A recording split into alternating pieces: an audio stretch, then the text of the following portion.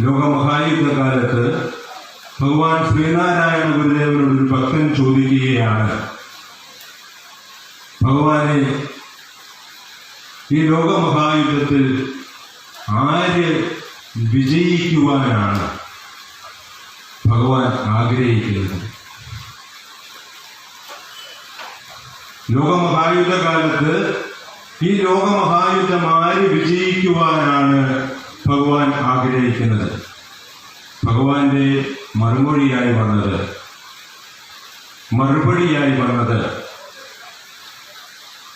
ബ്രിട്ടീഷുകാരെ ജയിക്കുവാൻ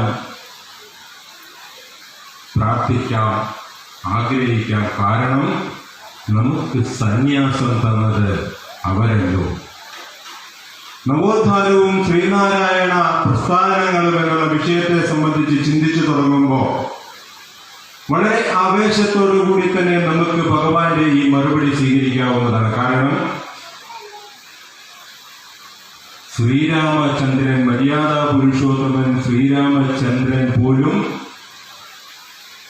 അവർണ ജാതിയിൽപ്പെട്ടവർക്ക് സന്യാസം നിഷേധിച്ച നാടാണ് മഹാഭാരതം എന്ന നമ്മുടെ ഭാരതഭൂമി.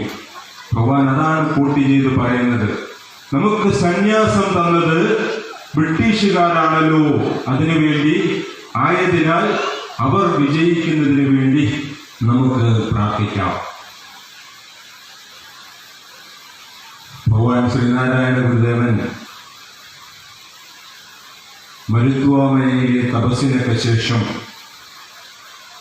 ഒട്ടനവധി പ്രഭാഷണങ്ങളിൽ കേൾക്കുന്ന ആ ഈരടികൾ തന്നെ കഷ്ടം ദീനം പിടിച്ചും മതിരേത് കുടിച്ചും കിടക്കുന്ന മാളോകരെ രക്ഷിക്കുന്നതിന് വേണ്ടി അരുവിപ്പുറത്ത് ക്ഷേത്രപ്രതിഷ്ഠയൊക്കെ നിർവഹിച്ച് സാധാരണക്കാരായിട്ടുള്ള ആളുകളുടെ കണ്ണീരൊപ്പിക്കൊണ്ട് ഭഗവാൻ അനുഗ്രഹം നൽകുന്ന കാലത്താണ് മിടുക്കനായ വിദ്യാർത്ഥിയായ പത്മനാഭ പൽപുവിന്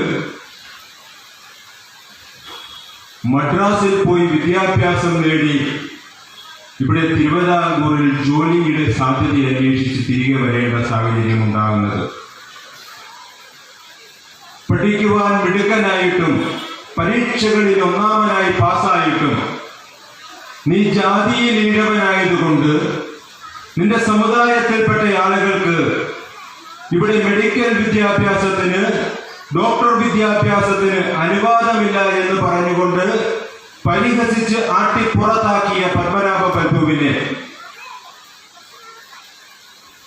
ഭഗവാന് സന്യാസം ബ്രിട്ടീഷുകാർ നൽകിയതുപോലെ പൽപുവിന് മെഡിക്കൽ ബിരുദം ബ്രിട്ടീഷുകാർ നൽകുന്ന മദ്രാസിൽ പോയി പഠിച്ച് മിടുക്കനായി തിരികെ തിരുവിതാംകൂറിലെത്തി തിരുവിതാംകൂറിലെ ഭരണാധികാരികളോട് മലയാളി മെമ്മോറിയലും ഈഴവ മെമ്മോറിയലും നിവേദനമായി ഒപ്പിട്ട് നൽകിയ പത്മനാഭ പൽപു, ഡോക്ടർ പൽപു ആവശ്യപ്പെടുന്നത്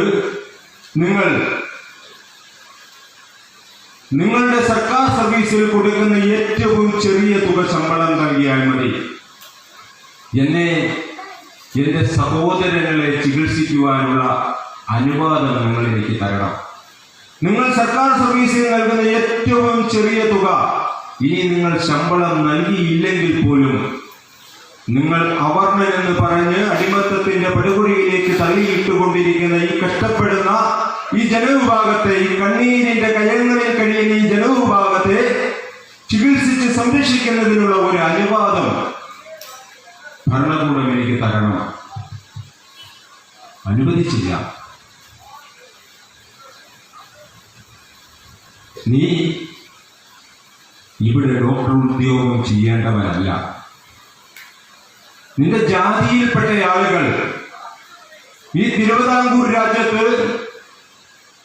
ഡോക്ടർ ഉദ്യോഗം നിർവഹിക്കേണ്ടവരല്ല എന്ന് പറഞ്ഞുകൊണ്ട് ആട്ടിപ്പുറത്താക്കുകയും പരിഹസിച്ച് ആട്ടിപ്പുറത്താക്കുകയും ചെയ്തപ്പോൾ തിരികെ മദ്രാസിൽ പോയി ഡോക്ടർ ഉദ്യോഗം എടുത്ത് സേവനം ചെയ്ത വ്യക്തിയാണ് ഡോക്ടർ പൽപു. 13ാം നൂറ്റാണ്ടിന്റെ ആരംഭത്തിൽ ഇറ്റലിയിൽ നിന്ന് ആരംഭിച്ച ഒരു പുത്തൻ ചിന്ത യൂറോപ്പും കടന്ന് ലോകരാജ്യങ്ങൾ കീഴടക്കി ഭാരതത്തിലെത്തി. ശാസ്ത്രയുക്തിയുടെയും ബോധത്തിന്റെയും അടിസ്ഥാനത്തിൽ അന്ന് വരെ ലോകത്ത് നിലനിന്നിരുന്ന അനാചാരങ്ങളെ പുത്തൻ പരിഷ്കാരങ്ങളിലേക്ക് കൊണ്ടുചെന്നെത്തിച്ച് ശാസ്ത്രബോധത്തോടുകൂടി ജീവിക്കുന്ന മനുഷ്യരെ സൃഷ്ടിക്കുക, സഹവർത്തിത്വം ഉണ്ടാക്കുക, ഇതായിരുന്നു നവോത്ഥാനം എന്ന വാക്കിന്റെ ആത്യന്തികമായ സങ്കല്പം. ഭാരതത്തിലേക്ക് നവോത്ഥാനം കടന്നു വരുന്നത് ബംഗാളിൽ രാജാറാം മോഹൻ റോയ് തന്റെ ഇളയമ്മയുടെ, തന്റെ ചിറ്റമ്മയുടെ ഭർത്താവ് മരിച്ചപ്പോ, തന്റെ ചിറ്റപ്പൻ മരിച്ചു കഴിഞ്ഞപ്പോ ആ ചിറ്റപ്പന്റെ ചിതയിലേക്ക് താൻ ഏറെ സ്നേഹിക്കുന്ന തന്റെ പ്രിയപ്പെട്ട ചിറ്റയായിട്ടുള്ളയാള് ആ ചിതയിൽ ചാടി സതി അനുഷ്ഠിക്കുന്ന ഒരു കർമ്മം നടപ്പിലാകുമ്പോഴാണ്. അതിനു മുമ്പും ഭാരതത്തിൽ ഭർത്താക്കന്മാർ മരിക്കുമ്പോ ചതിയിൽ ചാടി സതി അനുഷ്ഠിച്ചുകൊണ്ട് ചിതയിൽ ചാടി ആത്മഭൂതി നടത്തിയ ഒട്ടനവധി വനിതാ രത്നങ്ങൾ ഉണ്ടായിരുന്നു, മഹിളാ രത്നങ്ങൾ ഉണ്ടായിരുന്നു. പക്ഷേ അവിടെയൊന്നും ആരുടെയും ദുഃഖം ഉണ്ടാവാതിരുന്ന കാലത്ത് തന്റെ ഇളയച്ഛന്റെ ചിതയിൽ ചാടി മരിക്കുന്നത് കണ്ട രാജാറാം മോഹൻ റോയ് തന്റെ പ്രിയപ്പെട്ട കൂട്ടുകാരനായ അന്നത്തെ കൽക്കട്ടയുടെ ഭരണാധികാരിയായിരുന്ന വില്യം ബെന്ററ്റ് എന്ന സാഹിബിനോട് ഈ സതി എന്ന് പറയുന്ന ആചാരരൂപേണ അനുഷ്ഠിക്കുന്ന ഈ സംവിധാനം നിർത്തലാക്കണമെന്ന് ആവശ്യപ്പെട്ടു. അധികാരത്തിന്റെ ഉത്തംഗ ശൃംഗങ്ങളിലിരുന്ന ബ്രിട്ടീഷ് ഭരണകൂടത്തിലെ വില്യം ബെന്ററ്റ് വൈസ്രോയി തന്റെ പ്രിയപ്പെട്ട കൂട്ടുകാരന്റെ ആവശ്യം പരിഗണിച്ച് സതി എന്ന് പറയുന്ന അനാചാരം ഭാരതത്തിൽ നിർത്തലാക്കി. അതുകൊണ്ടാണ് ഭാരതീയ നവോത്ഥാനത്തിന്റെ പിതാവായി ശ്രീ രാജാറാം മോഹൻ റോയ് അവറുകളെ പിന്നീട് അവരോധിതനാകുന്നത്. ബ്രഹ്മസമാജമൊക്കെ സ്ഥാപിച്ച് ഒട്ടനവധി നവീന ചിന്തയും ആശയങ്ങളുമായി വടക്കേ ഇന്ത്യയിൽ അങ്ങ് ബ്രിട്ടീഷ് ഭരണകൂടത്തിന്റെ തലസ്ഥാനമായിട്ടുള്ള ബംഗാളിലെ കൽക്കട്ടയിൽ ഒട്ടനവധി പരിഷ്കാരങ്ങൾ നിർവഹിച്ചുകൊണ്ട് ഭാരതീയ മഹാരാജ്യത്ത് ഒട്ടനവധി അനാചാരങ്ങൾക്ക് അറുതി വരുത്തിക്കൊണ്ട് രാജ്യം മുമ്പോട്ട് കുതിക്കുന്ന കാലത്താണ് ഇവിടെ തിരുവിതാംകൂറിൽ ചില ഉത്തരവുകൾ പ്രത്യേകമായി ഇറങ്ങുന്നത്. അതിലൊരു ഉത്തരവ് മതപരിവർത്തനം നടത്തപ്പെട്ട നാടാർ സ്ത്രീകൾക്ക് മേൽവസ്ത്രം ധരിക്കാം എന്നുള്ളതായിരുന്നു. ആലോചിച്ച് നോക്കണം. കോടതി ഉത്തരവിടുകയാണ്. നമ്മുടെ കുട്ടികളോടൊക്കെ പറഞ്ഞാൽ ഒരുപക്ഷെ ചിരിക്കും. മതപരിവർത്തനം നടത്തപ്പെട്ട നാടാർ സ്ത്രീകൾക്ക് മേൽവസ്ത്രം ധരിക്കാം. അതിന്റെ അർത്ഥം എന്താണ്? കോടതിയുടെ ഉത്തരവായിട്ട് നമ്മൾ പരിശോധിച്ചു കഴിയുമ്പോൾ വലിയ വ്യാഖ്യാനമായിട്ട് തോന്നും. മതപരിവർത്തനം നടത്തപ്പെടാത്ത സ്ത്രീജനങ്ങൾ, നാടാർ എന്നുള്ളതല്ല, അവർണരായിട്ടുള്ള മുഴുവൻ സ്ത്രീജനങ്ങൾക്കും മേൽവസ്ത്രം ധരിക്കാൻ പാടില്ല, അർത്ഥനഗ്നരായിരിക്കണം. ഇതാണ് ആ ഉത്തരവിന്റെ സാരാംശം.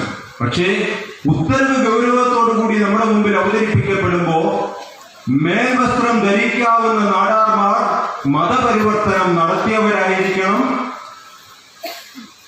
അങ്ങനെയുള്ളവർക്ക് റൗക്ക ധരിക്കാം തുടങ്ങിയ ഉത്തരവുകൾ. എം.എ. സിദ്ദിഖ് സാർ ശ്രീനാരായണ ചിന്തകളുടെ ഒട്ടനവധി പ്രഭാഷണം നടത്തുന്ന എം.എ. സിദ്ദിഖ് സാർ കഴിഞ്ഞിടയിൽ ഒരു പ്രഭാഷണത്തിൽ പ്രതിപാദിക്കുകയുണ്ടായി തറവാടിത്തം സംബന്ധിച്ചുള്ള ഒരു വിഷയം. എൻ്റെ കുടുംബ കാർന്നവന്മാർ സവർണരായിട്ടുള്ള പല ആളുകളും അവകാശപ്പെടാറുണ്ട് എൻ്റെ കാർന്നവന്മാർ തറവാടികളായിരുന്നു. എന്താണ് ഈ തറവാടിത്തം എന്ന് സിദ്ദിഖ് സാർ അന്വേഷിച്ചു നോക്കിയപ്പോൾ അദ്ദേഹത്തിന്റെ പ്രഭാഷണത്തിലൂടെ അദ്ദേഹം പറഞ്ഞത്, മര്യാദയ്ക്ക് സാധാരണക്കാരെ വഴിയെ നടത്താത്തവനെ വിളിക്കുന്ന പേരാണ് തറവാടി എന്ന്. അങ്ങനെ ഒരു തറവാടിത്തം എനിക്ക് വേണ്ട എന്നാണ് സിദ്ദിഖ് സാർ പറയുന്നത്. അങ്ങനെ ഒരു തറവാടിത്തം പേറുന്നതിനും ഏറ്റവും വലിയ നാണക്കേട് എന്താണ് ഉള്ളത് എന്നാണ് ചോദിച്ചത്. വസ്ത്രം ധരിച്ചു കൊണ്ടുപോകുന്ന സ്ത്രീകളുടെ മേൽവസ്ത്രം കീറിക്കളയുന്നവനാണ് എന്റെ മുതുമുത്തച്ഛനെങ്കിൽ, തുണിയുടുത്ത ഒരു സഹോദരിയെ മാനഭംഗപ്പെടുത്തുന്നവനാണ് എന്റെ മുത്തച്ഛനെങ്കിൽ, ആ മുത്തച്ഛന്റെ തറവാടിത്തത്തിൽ ഞാൻ അഹങ്കരിക്കുന്നതിൽ, അതിൽ ഞാൻ ഗർവ് കൊള്ളുന്നതിൽ എന്ത് അർത്ഥമാണ് ഉള്ളത് എന്നാണ് എം.എ. സിദ്ദീഖ് സാർ ചോദിച്ചത്. വലിയൊരു ചോദ്യമാണ്. ആയിരക്കണക്കിന് ഉള്ള ആളുകൾ ഇരിക്കുന്ന പ്രഭാഷണ വേദിയിലാണ് അദ്ദേഹം ആ ചോദ്യം ചോദിക്കുന്നത്. ആയിരക്കണക്കിന് ആളുകൾ. നമ്മുടെ ചിന്ത അപ്പോഴാണ് പോകുന്നത്. തറവാടിത്തം, ഡോമിനൻ എന്ന വാക്കിന് ഇത്തരത്തിൽ ഒരു അർത്ഥം വ്യാഖ്യാനിച്ച് കണ്ടെത്തുക എന്ന് പറയുന്നത് വളരെ പ്രത്യേകമായ സവിശേഷമായ ചിന്തയുണ്ടെങ്കിലേ നമുക്ക് അതിന്റെ അർത്ഥം മനസ്സിലാക്കുവാൻ പറ്റുകയുള്ളൂ. ആ 17-ാം നൂറ്റാണ്ട് 18-ാം നൂറ്റാണ്ട് കാലഘട്ടങ്ങളിൽ മേൽവസ്ത്രം ധരിക്കുന്നതിന് വേണ്ടി കേരളത്തിൽ സ്ത്രീകൾ തയ്യാറായി. സ്ത്രീകളെ അതിനുവേണ്ടി ചില പുരുഷ നായകന്മാർ തയ്യാറാക്കി. അയ്യാ വൈകുണ്ഠസ്വാമി ഉൾപ്പെടെ ഉള്ള ആളുകൾ, ആറാട്ടുപുഴ വേലായുധ പണിക്കർ ഉൾപ്പെടെയുള്ള ആളുകൾ നവീന ചിന്തയുമായി നിങ്ങൾ മാന്യമായ വസ്ത്രം ധരിച്ചുകൊണ്ട് വഴിയിലൂടെ നടക്കുക, ആരാണ് നിങ്ങളെ തടയുന്നത് എന്ന് കാണട്ടെ എന്ന് പറഞ്ഞുകൊണ്ട് വസ്ത്രം സ്വന്തം ചെലവിൽ മേടിച്ചു കൊടുത്തവരെ ഉടുപ്പിച്ച് നടത്തി. അവരുടെ വസ്ത്രം സവർണരായിട്ടുള്ള ആളുകൾ വന്ന് വലിച്ചു കീറിക്കളഞ്ഞു, അവരെ മാനഭംഗപ്പെടുത്താൻ ശ്രമിച്ചു. അപ്പോൾ അവിടെ ഒരു ലഹളയുണ്ടായി. ആ ലഹളയുടെ പേര് നവോത്ഥാന ചരിത്രത്തിൽ രേഖപ്പെടുത്തിയിരിക്കുന്നത് ചാന്നാർ ലഹള എന്നാണ്. വാസ്തവത്തിൽ ചാന്നാർമാരാണോ ലഹള ഉണ്ടാക്കിയിട്ടുള്ളത്? അതേ പാരമ്പര്യം ഇങ്ങനെ അനുവർത്തിച്ചു വന്നുകൊണ്ട് ഇത്തവണ SNDP യോഗം യൂത്ത് മൂവ്മെന്റിന്റെ യൂണിയൻ സമിതി നടത്തിയ പ്രഭാഷണ മത്സരത്തിലെ വിഷയമായി ദളവാക്കുളം സംബന്ധിച്ചുള്ളൊരു വിഷയം വന്നു.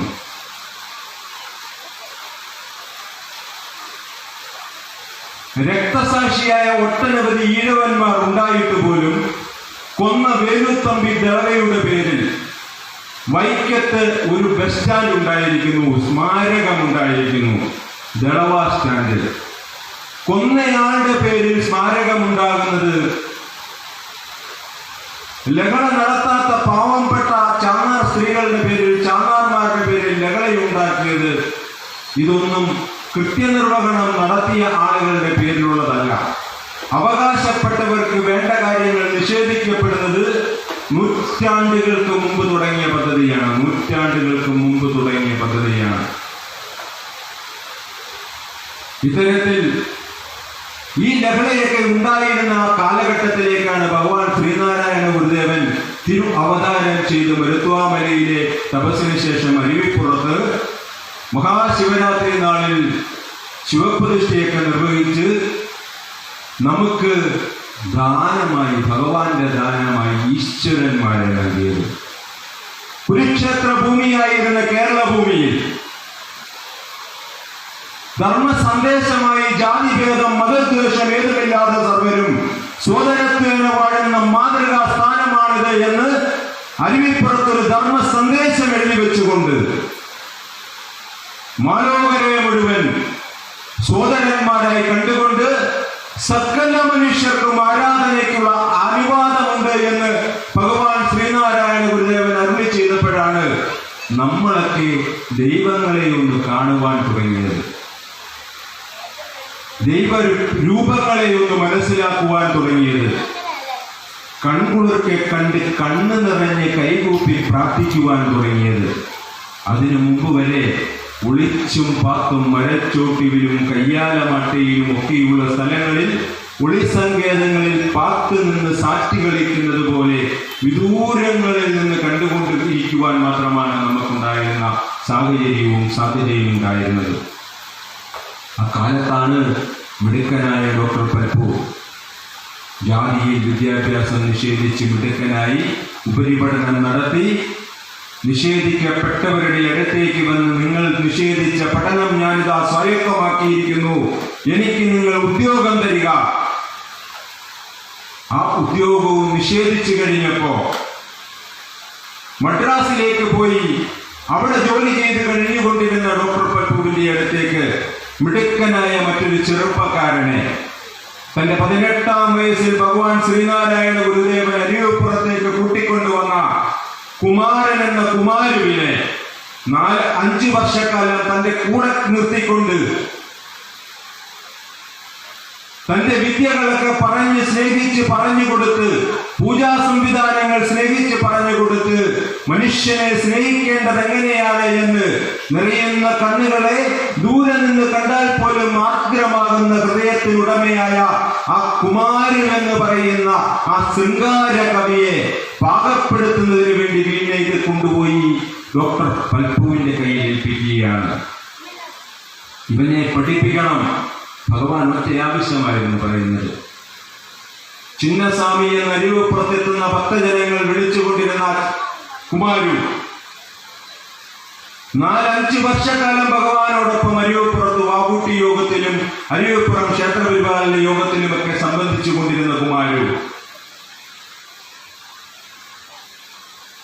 ലഘു കവിതകൾ എഴുതിക്കൊണ്ടും അവിടെ കുട്ടികളെ പഠിപ്പിച്ചുകൊണ്ടും ആശാനായി നിന്നുകൊണ്ട് കുട്ടികളെ നിലത്തെഴുത്തും സംസ്കൃതവും ഉൾപ്പെടെ പഠിപ്പിച്ചുകൊണ്ട് അവർക്ക് ആശാനായി നിന്നുകൊണ്ട് വിദ്യ ഉപദേശിച്ചു കൊണ്ടിരുന്ന കുമാരു.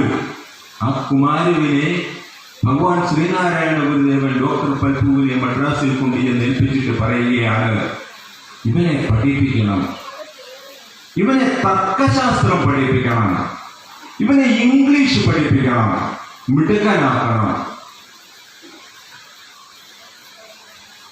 സ്വന്തം പണം മുടക്കി 5 രൂപ ശമ്പളത്തിൽ ജോലി നിഷേധിക്കപ്പെട്ട ഡോക്ടർ പൽപു ബ്രിട്ടീഷ് സർക്കാരിന്റെ മദ്രാസ് ഗവൺമെന്റിൽ 100 രൂപ ശമ്പളവും അവിടെ നിന്ന് മൈസൂർ രാജ്യത്തെ ബാംഗ്ലൂർ പട്ടണത്തിൽ 1000 രൂപ ശമ്പളത്തിൽ വന്ന് ജോലിയിൽ പ്രവേശിച്ച ഡോക്ടർ പൽപു കുമാരുവിനെ പഠിപ്പിക്കാമെന്നേറ്റു.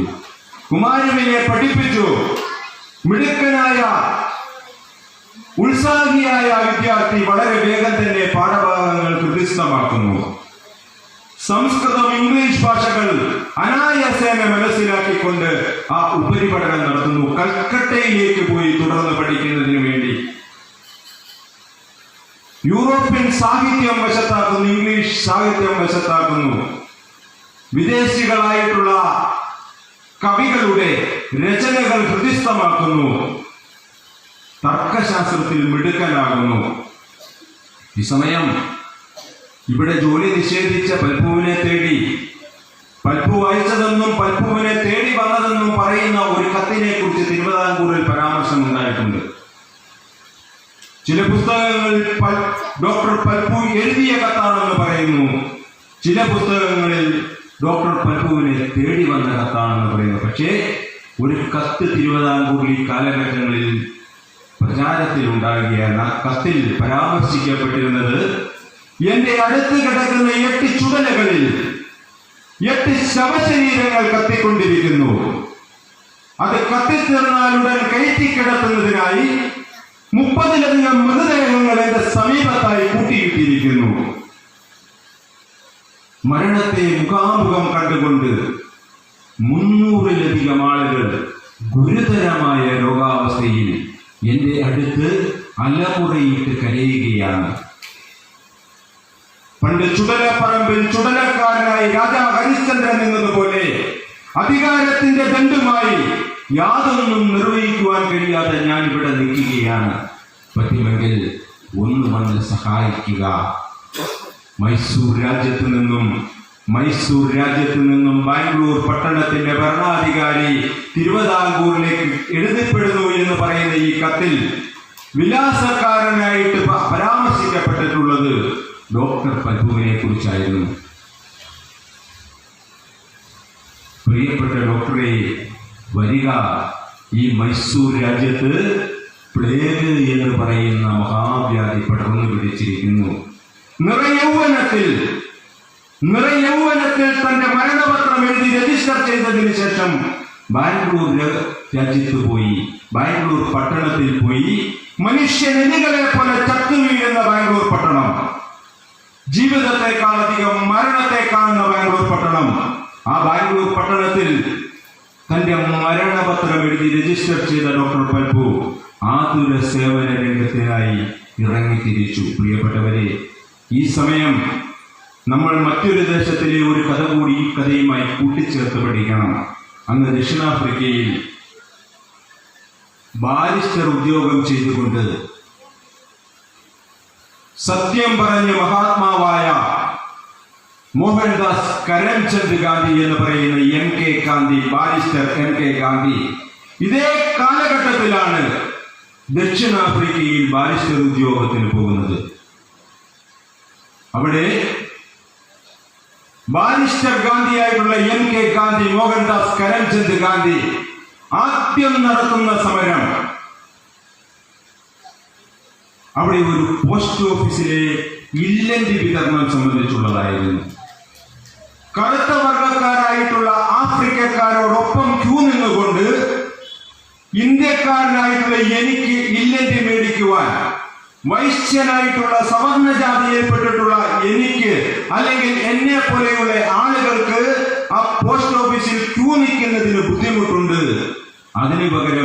അതിനുവേണ്ടി ഞങ്ങൾക്ക് പകരം ക്യൂ സംവിധാനം ഉണ്ടാക്കണം. ആദ്യത്തെ ആവശ്യമായിരുന്നു.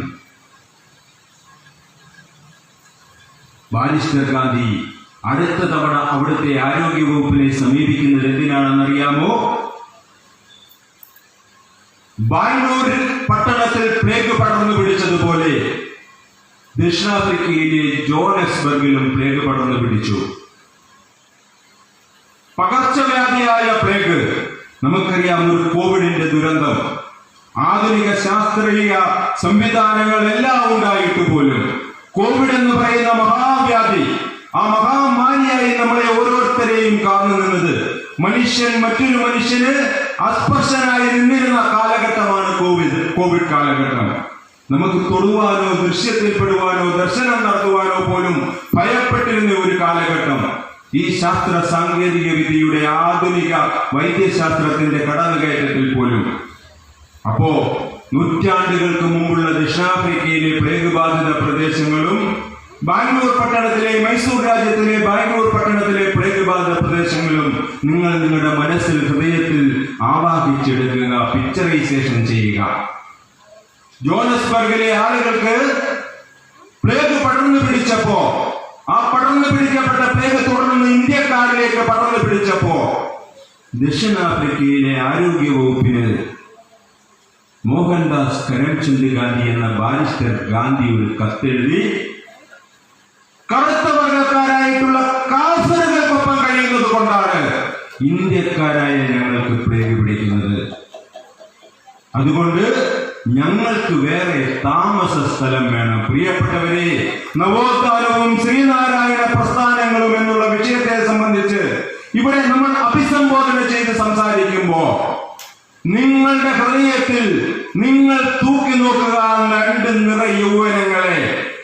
തന്റെ മരണപത്രം എഴുതി ഭഗവാൻ ശ്രീനാരായണ ഗുരുദേവന്റെ അനുഗ്രഹത്തോടുകൂടി തന്റെ മരണപത്രം എഴുതി മൈസൂർ രാജ്യത്തെ ബാംഗ്ലൂർ പട്ടണത്തിൽ പ്ലേഗ് ബാധിത പ്രദേശങ്ങളിൽ മനുഷ്യനെ ചികിത്സിക്കാൻ ഇറങ്ങിയ മഹാനായ ഡോക്ടർ പൽപുവിന്റെ നിറയൗവനവും, പിന്നീട്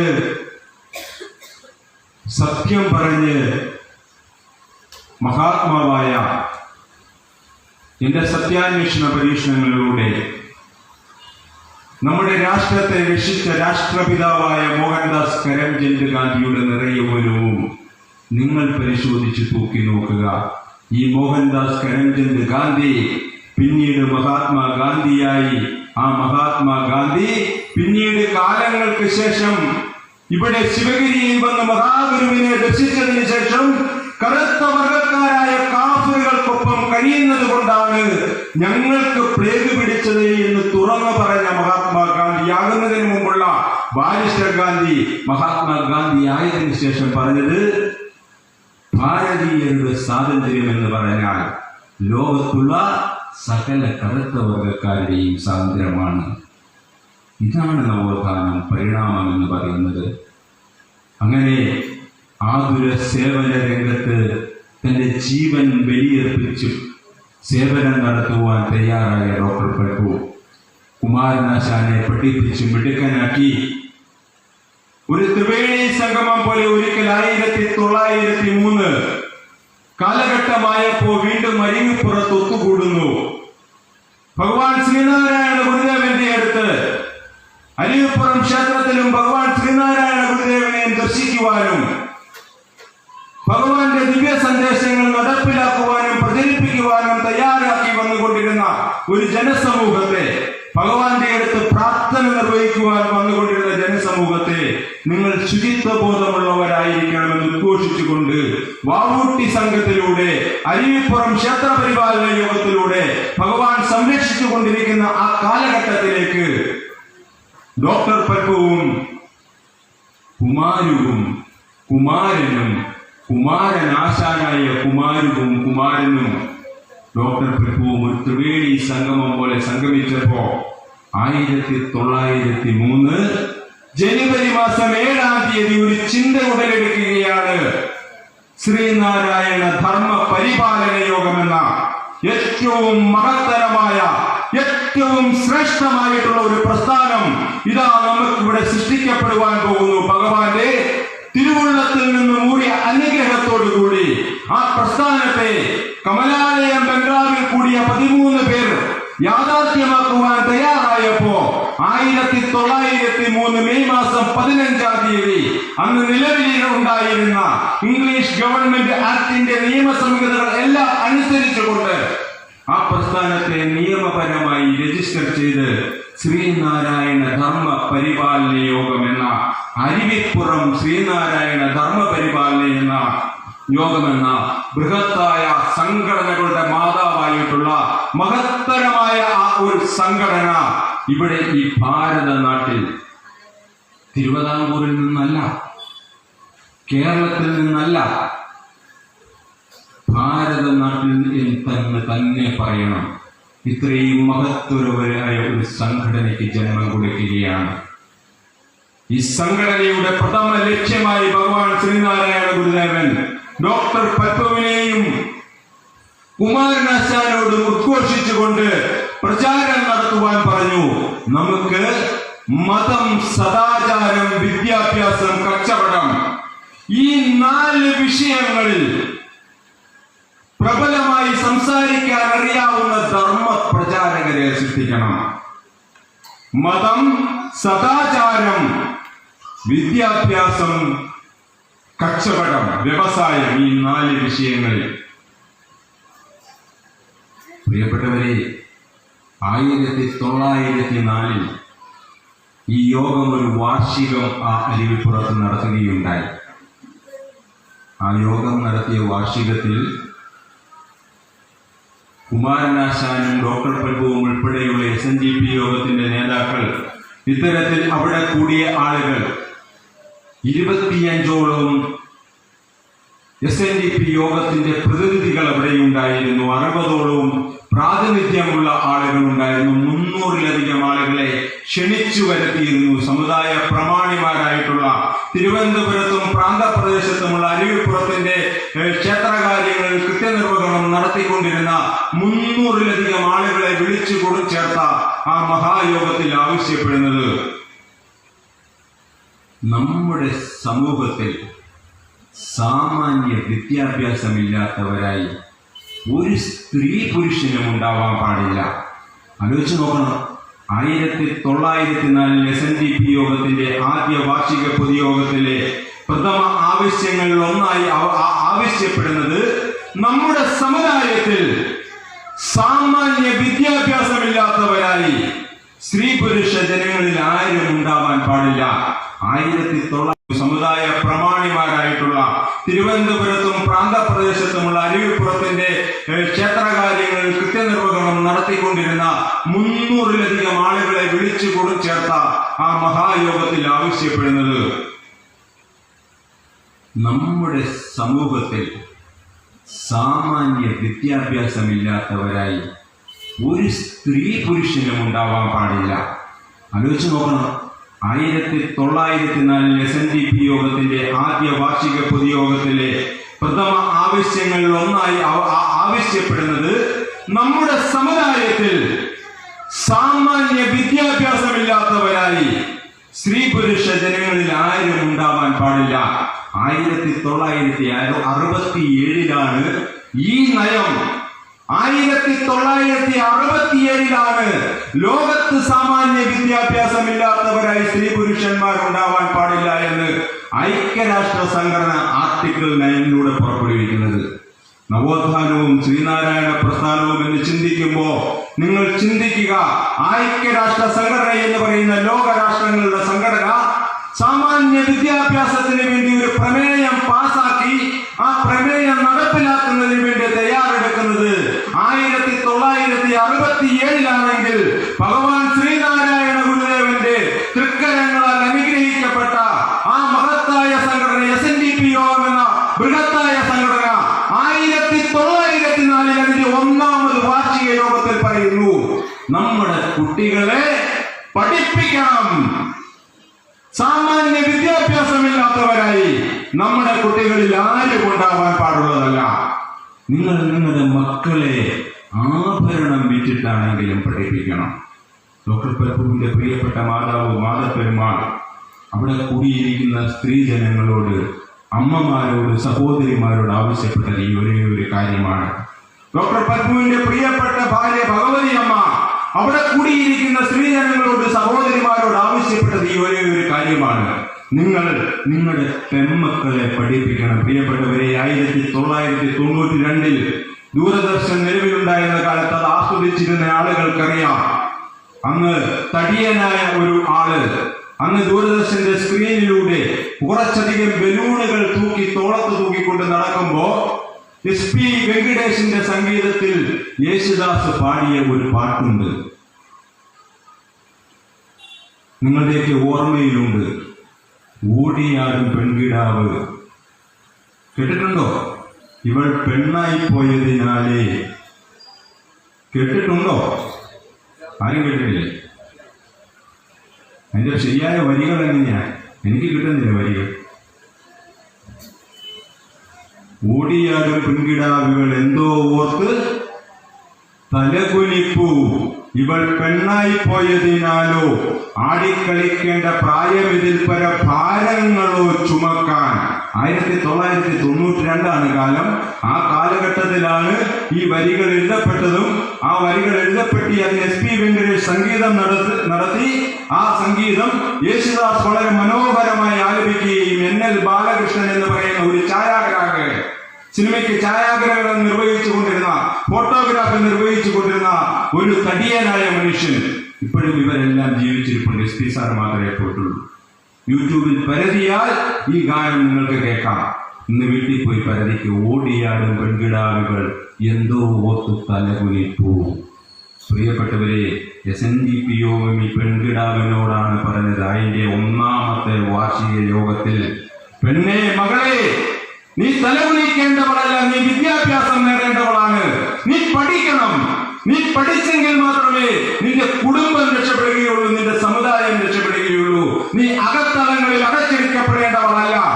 നീ പുറത്തു പോയി സ്വാതന്ത്ര്യത്തിന്റെ എല്ലാ വശങ്ങളും അനുഭവിക്കേണ്ടവളാണ്. പ്രിയപ്പെട്ട മകളെ, പ്രിയപ്പെട്ട സഹോദരി എന്ന് വിളിച്ചു പറഞ്ഞു SNDP യോഗം. ധർമ്മ പ്രചാരകരെ സൃഷ്ടിക്കാൻ പറഞ്ഞു ഭഗവാൻ ശ്രീനാരായണ ഗുരുദേവൻ. നമ്മുടെ ധർമ്മം പ്രചരിപ്പിക്കണം. ഭഗവാൻ ശ്രീനാരായണ ഗുരുദേവന്റെ ധർമ്മം പ്രചരിപ്പിക്കുവാൻ കുമാര നീ ധർമ്മപ്രചാരകരെ സൃഷ്ടിക്കുക. 25 വർഷങ്ങൾക്ക് മുമ്പ് ഭഗവാൻ ശ്രീനാരായണ ഗുരുദേവൻ ആവശ്യപ്പെട്ട ഈ കൃത്യം നിർവഹിച്ച യൂണിയനാണ് കോട്ടയം യൂണിയൻ. കോട്ടയം ശ്രീനാരായണ ധർമ്മ പഠന കേന്ദ്രത്തിലൂടെ. അറിയാമോ, 1/4 നൂറ്റാണ്ടായി ഭഗവാൻ ശ്രീനാരായണ ഗുരുദേവൻ കുമാരനാശാനോട് ആവശ്യപ്പെടുന്നതാണ്, നമുക്ക് ധർമ്മപ്രചാരകരെ വേണം. 1/4 നൂറ്റാണ്ടുകൾ മുമ്പ് കോട്ടയം യൂണിയൻ മറിയപ്പള്ളി ശാഖ അതിന്റെ പ്രധാനമായ ഒരു പങ്ക് വഹിച്ച ശാഖയാണ്. കാരണം കുടുംബയോഗങ്ങൾ, സത്സംഗങ്ങൾ, ഞാനിവിടെ പറയുകയുണ്ടായി. ഈ ദർശന സംഗമം, 21ാമത് ദർശന സംഗമം, കുടുംബയോഗങ്ങൾ കൃത്യമായി നടന്നു വന്നുകൊണ്ടിരുന്ന ഒരു ശാഖായോഗത്തിൽ, കുടുംബയോഗങ്ങൾ നടന്നുകൊണ്ടിരിക്കുന്ന സാഹചര്യങ്ങളിൽ ആ കുടുംബയോഗങ്ങളിൽ പ്രഭാഷണം നടത്തുവാൻ മഹാഗുരുവിനെ ആളുകളെ കിട്ടാതെ വന്നപ്പോൾ വളരെ വിരലിലെണ്ണാവുന്ന ആളുകൾ, ചുരുക്കമായിട്ടുള്ള ആളുകൾ മാത്രം ഭഗവാൻ ശ്രീനാരായണ ഗുരുദേവനെ കുറിച്ച് പറയാൻ തയ്യാറായി എന്ന ഒരു കാലത്ത് മറിയപ്പള്ളി ശാഖ ഉൾപ്പെടെ ഒട്ടനവധി ശാഖകൾ ചിന്താബോധത്തോടുകൂടി SNDP യോഗം കോട്ടയം യൂണിയനോട് ആവശ്യപ്പെടുന്നതാണ്, നമുക്ക് കുടുംബയോഗങ്ങളിൽ പ്രഭാഷണം നടത്തുവാൻ, ഭഗവാൻ ശ്രീനാരായണ ഗുരുദേവനെ ശരിക്ക് പഠിപ്പിച്ചു കൊടുക്കുവാൻ, ഭഗവാൻ ശ്രീനാരായണ ഗുരുദേവന്റെ കൃതികളെ പരിചയപ്പെടുത്തി കൊടുക്കുവാൻ ആളുകളെ വേണം, അതിന് തയ്യാറാക്കണം.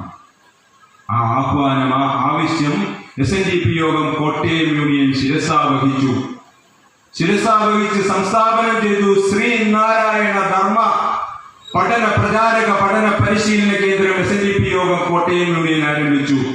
അതിന്റെ 10ാമത് ബാച്ചിലെ വിദ്യാർത്ഥിയാണ് ഞാൻ. വളരെ അഭിമാനത്തോടു കൂടിയാണ് പറയുന്നത്. 14ാമത് ബാച്ച് ഈ കഴിഞ്ഞയാഴ്ച ആരംഭിച്ചിരിക്കുകയാണ്.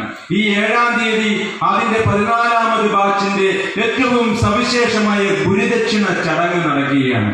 ഭഗവാൻ ശ്രീനാരായണ ഗുരുദേവന്റെ തൃപ്പാദങ്ങളിൽ കാണിക്കയർപ്പിച്ച് തന്റെ പഠനം തുടങ്ങുക എന്നുള്ള സവിശേഷമായ ഗുരുദക്ഷിണ ചടങ്ങ് ഈ 7-ാം തീയതി ഞായറാഴ്ച ഉച്ചകഴിഞ്ഞ് നടക്കുകയാണ്. ഞാൻ ഇവിടെ നിൽക്കുമ്പോൾ എന്റെ ആകെയുള്ള ആത്മവിശ്വാസം എന്ന് പറയുന്നത് SNDP യോഗത്തിന്റെ ത്രിതല സംവിധാനമായ കോട്ടയം യൂണിയന്റെ 2ാം ഘട്ടത്തിലുള്ള യോഗം യൂണിയൻ ശാഖ എന്നുള്ള ത്രിതല സംവിധാനങ്ങളിൽ 2ാം തലത്തിലുള്ള യൂണിയന്റെ പഠന കേന്ദ്രത്തിൽ പഠിക്കുകയും 2017 മുതൽ കോട്ടയം യൂണിയന്റെ ശ്രീനാരായണ ധർമ്മപീഠത്തിൽ പഠന കേന്ദ്രത്തിൽ പഠിക്കുകയും ഭഗവാന്റെ പാദസ്പർശത്താൽ അനുഗ്രഹീതമായ നാഗമ്പടത്തെ തേന്മാവിന്റെ ചുവട്ടിൽ തന്റെ പ്രഭാഷണത്തിന് അരങ്ങേറ്റം കുറിക്കുകയും ചെയ്യുന്നുള്ള ഒറ്റ ആത്മവിശ്വാസത്തിന്റെ പുറത്താണ് ഞാൻ ഇവിടെ നിൽക്കുന്നത്. പ്രിയപ്പെട്ടവരെ, അതിനു മുമ്പ് വരെ ഒരു പ്രഭാഷണ വേദിയിൽ പോയിട്ട് ഒരു മൈക്കിന്റെ പിറകിൽ നിന്ന് ആ ചേട്ടൻ ഇവിടെ എത്ര മനോഹരമായിട്ടാണ് ഓരോരുത്തരെയും വിളിച്ച് വേദിയിലേക്ക് കേൾക്കുന്നത്. എത്ര ഘനഗംഭീരമായ സുന്ദരമായ ശബ്ദമാണ് ആ ബോക്സിലൂടെ നമ്മൾ കേട്ടുകൊണ്ടിരിക്കുന്നത്. ഇതിന്റെ ആൾ ആരാണ് എന്നറിയുവാനായിട്ട് നമ്മൾ കടന്നു വന്നപ്പോഴാണ് ചേട്ടന്റെ ചിരിച്ച മുഖം കാണുന്നത്. അങ്ങനെ പോലും പറയുവാൻ ത്രാണിയില്ലാത്ത ഒട്ടനവധി ആളുകളെ ധർമ്മപ്രഭാഷണങ്ങൾ നടത്തുവാൻ തയ്യാറാക്കുന്ന SNDP യോഗം കോട്ടയം യൂണിയന്റെ പഠന പദ്ധതി ശ്രീനാരായണ ധർമ്മ പഠന കേന്ദ്രം. ധാരാളം ആളുകൾ ഈ മറിയപ്പള്ളി ശാഖയിൽ നിന്നും എനിക്കറിയാം. എന്റെ പ്രിയപ്പെട്ട ഒട്ടനവധി സുഹൃത്തുക്കളുടെ മുഖം ഞാൻ ഇവിടെ കാണുന്നു. വളരെ സന്തോഷത്തോടുകൂടി, അതിലേറെ അഭിമാനത്തോടു കൂടിയാണ് ഞാൻ ഇവിടെ നിൽക്കുന്നത്. ഡോക്ടർ പൽപുവിന്റെ മഹത്തായ മാതാവും ഭാര്യയുമൊക്കെ മാതാപ്പെരുമാളും ഭഗവതി അമ്മയുമൊക്കെ നമ്മുടെ ആളുകളെ അഭിസംബോധന ചെയ്തുകൊണ്ട് നിങ്ങളുടെ മക്കളെ പഠിപ്പിക്കാൻ ആവശ്യപ്പെടുന്നു. നമ്മുടെ ആശയങ്ങൾ എഴുതി തയ്യാറാക്കി ആളുകളിലേക്ക് എത്തിക്കണം. മാസിക രൂപേണ ആളുകളിലേക്ക് നമ്മുടെ ആശയങ്ങൾ എത്തിക്കണം. അക്ഷരമാണ് ഏറ്റവും വലിയ പ്രചരണ ആയുധം. അക്ഷരമാണ് ഏറ്റവും വലിയ ആയുധം എന്ന് തിരിച്ചറിഞ്ഞുകൊണ്ട് നീ നിന്റെ ആളുകളെ വിദ്യാഭ്യാസം നൽകുകയും വിദ്യാഭ്യാസത്തിൽ ഊന്നിയ കാര്യങ്ങൾ, വിവേകമുള്ള കാര്യങ്ങൾ എഴുതി തയ്യാറാക്കി ആളുകളുടെ കയ്യിലേക്ക് കൊടുക്കുന്നതിന് വേണ്ടി ഒരു മാസികയും തയ്യാറാക്കണം.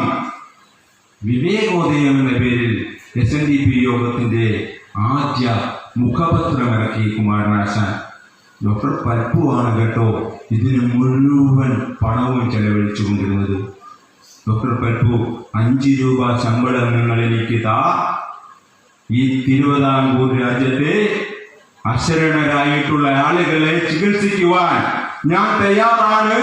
എന്റെ ഏഴകളായിട്ടുള്ള എന്റെ ബന്ധുജനങ്ങളെ, സുഹൃത്തുക്കളെ, സഹോദരന്മാരെ, സഹോദരിമാരെ, നിങ്ങൾ കൊടിയ പീഡനങ്ങൾ നൽകുന്ന ആ അവർണ ജനവിഭാഗത്തിന് നിങ്ങൾ ശമ്പളം നൽകിയില്ലെങ്കിൽ പോലും അവർക്കൊരു വേദന വരുമ്പോൾ അവരുടെ കണ്ണീരൊപ്പുവാൻ ഇതാ ഞാൻ ആധുനിക വൈദ്യശാസ്ത്രം പഠിച്ചവനാണ്, എനിക്ക് അവസരം തരാൻ ആവശ്യപ്പെട്ട് കേണപേക്ഷിച്ച ആ ഡോക്ടർ പൽപുവിനെ ആട്ടി പുറത്താക്കിയപ്പോ 5 രൂപ ശമ്പളത്തിൽ നിന്നും 100 രൂപ ശമ്പളവും, ആ 100 രൂപ ശമ്പളത്തിൽ നിന്നും 1000 രൂപ ശമ്പളവും സ്വീകരിച്ചു കൊണ്ടിരുന്ന ആ മഹാനായ ഡോക്ടർ പൽപു, SNDP യോഗത്തിന്റെ ആദ്യ വൈസ് പ്രസിഡന്റായ ഡോക്ടർ പൽപു, മഹാഗുരുവിന്റെ ഒപ്പം ചേർന്ന് പ്രവർത്തിച്ചു കൊണ്ടിരിക്കുന്ന ഡോക്ടർ പൽപു, ആ SNDP യോഗത്തിന്റെ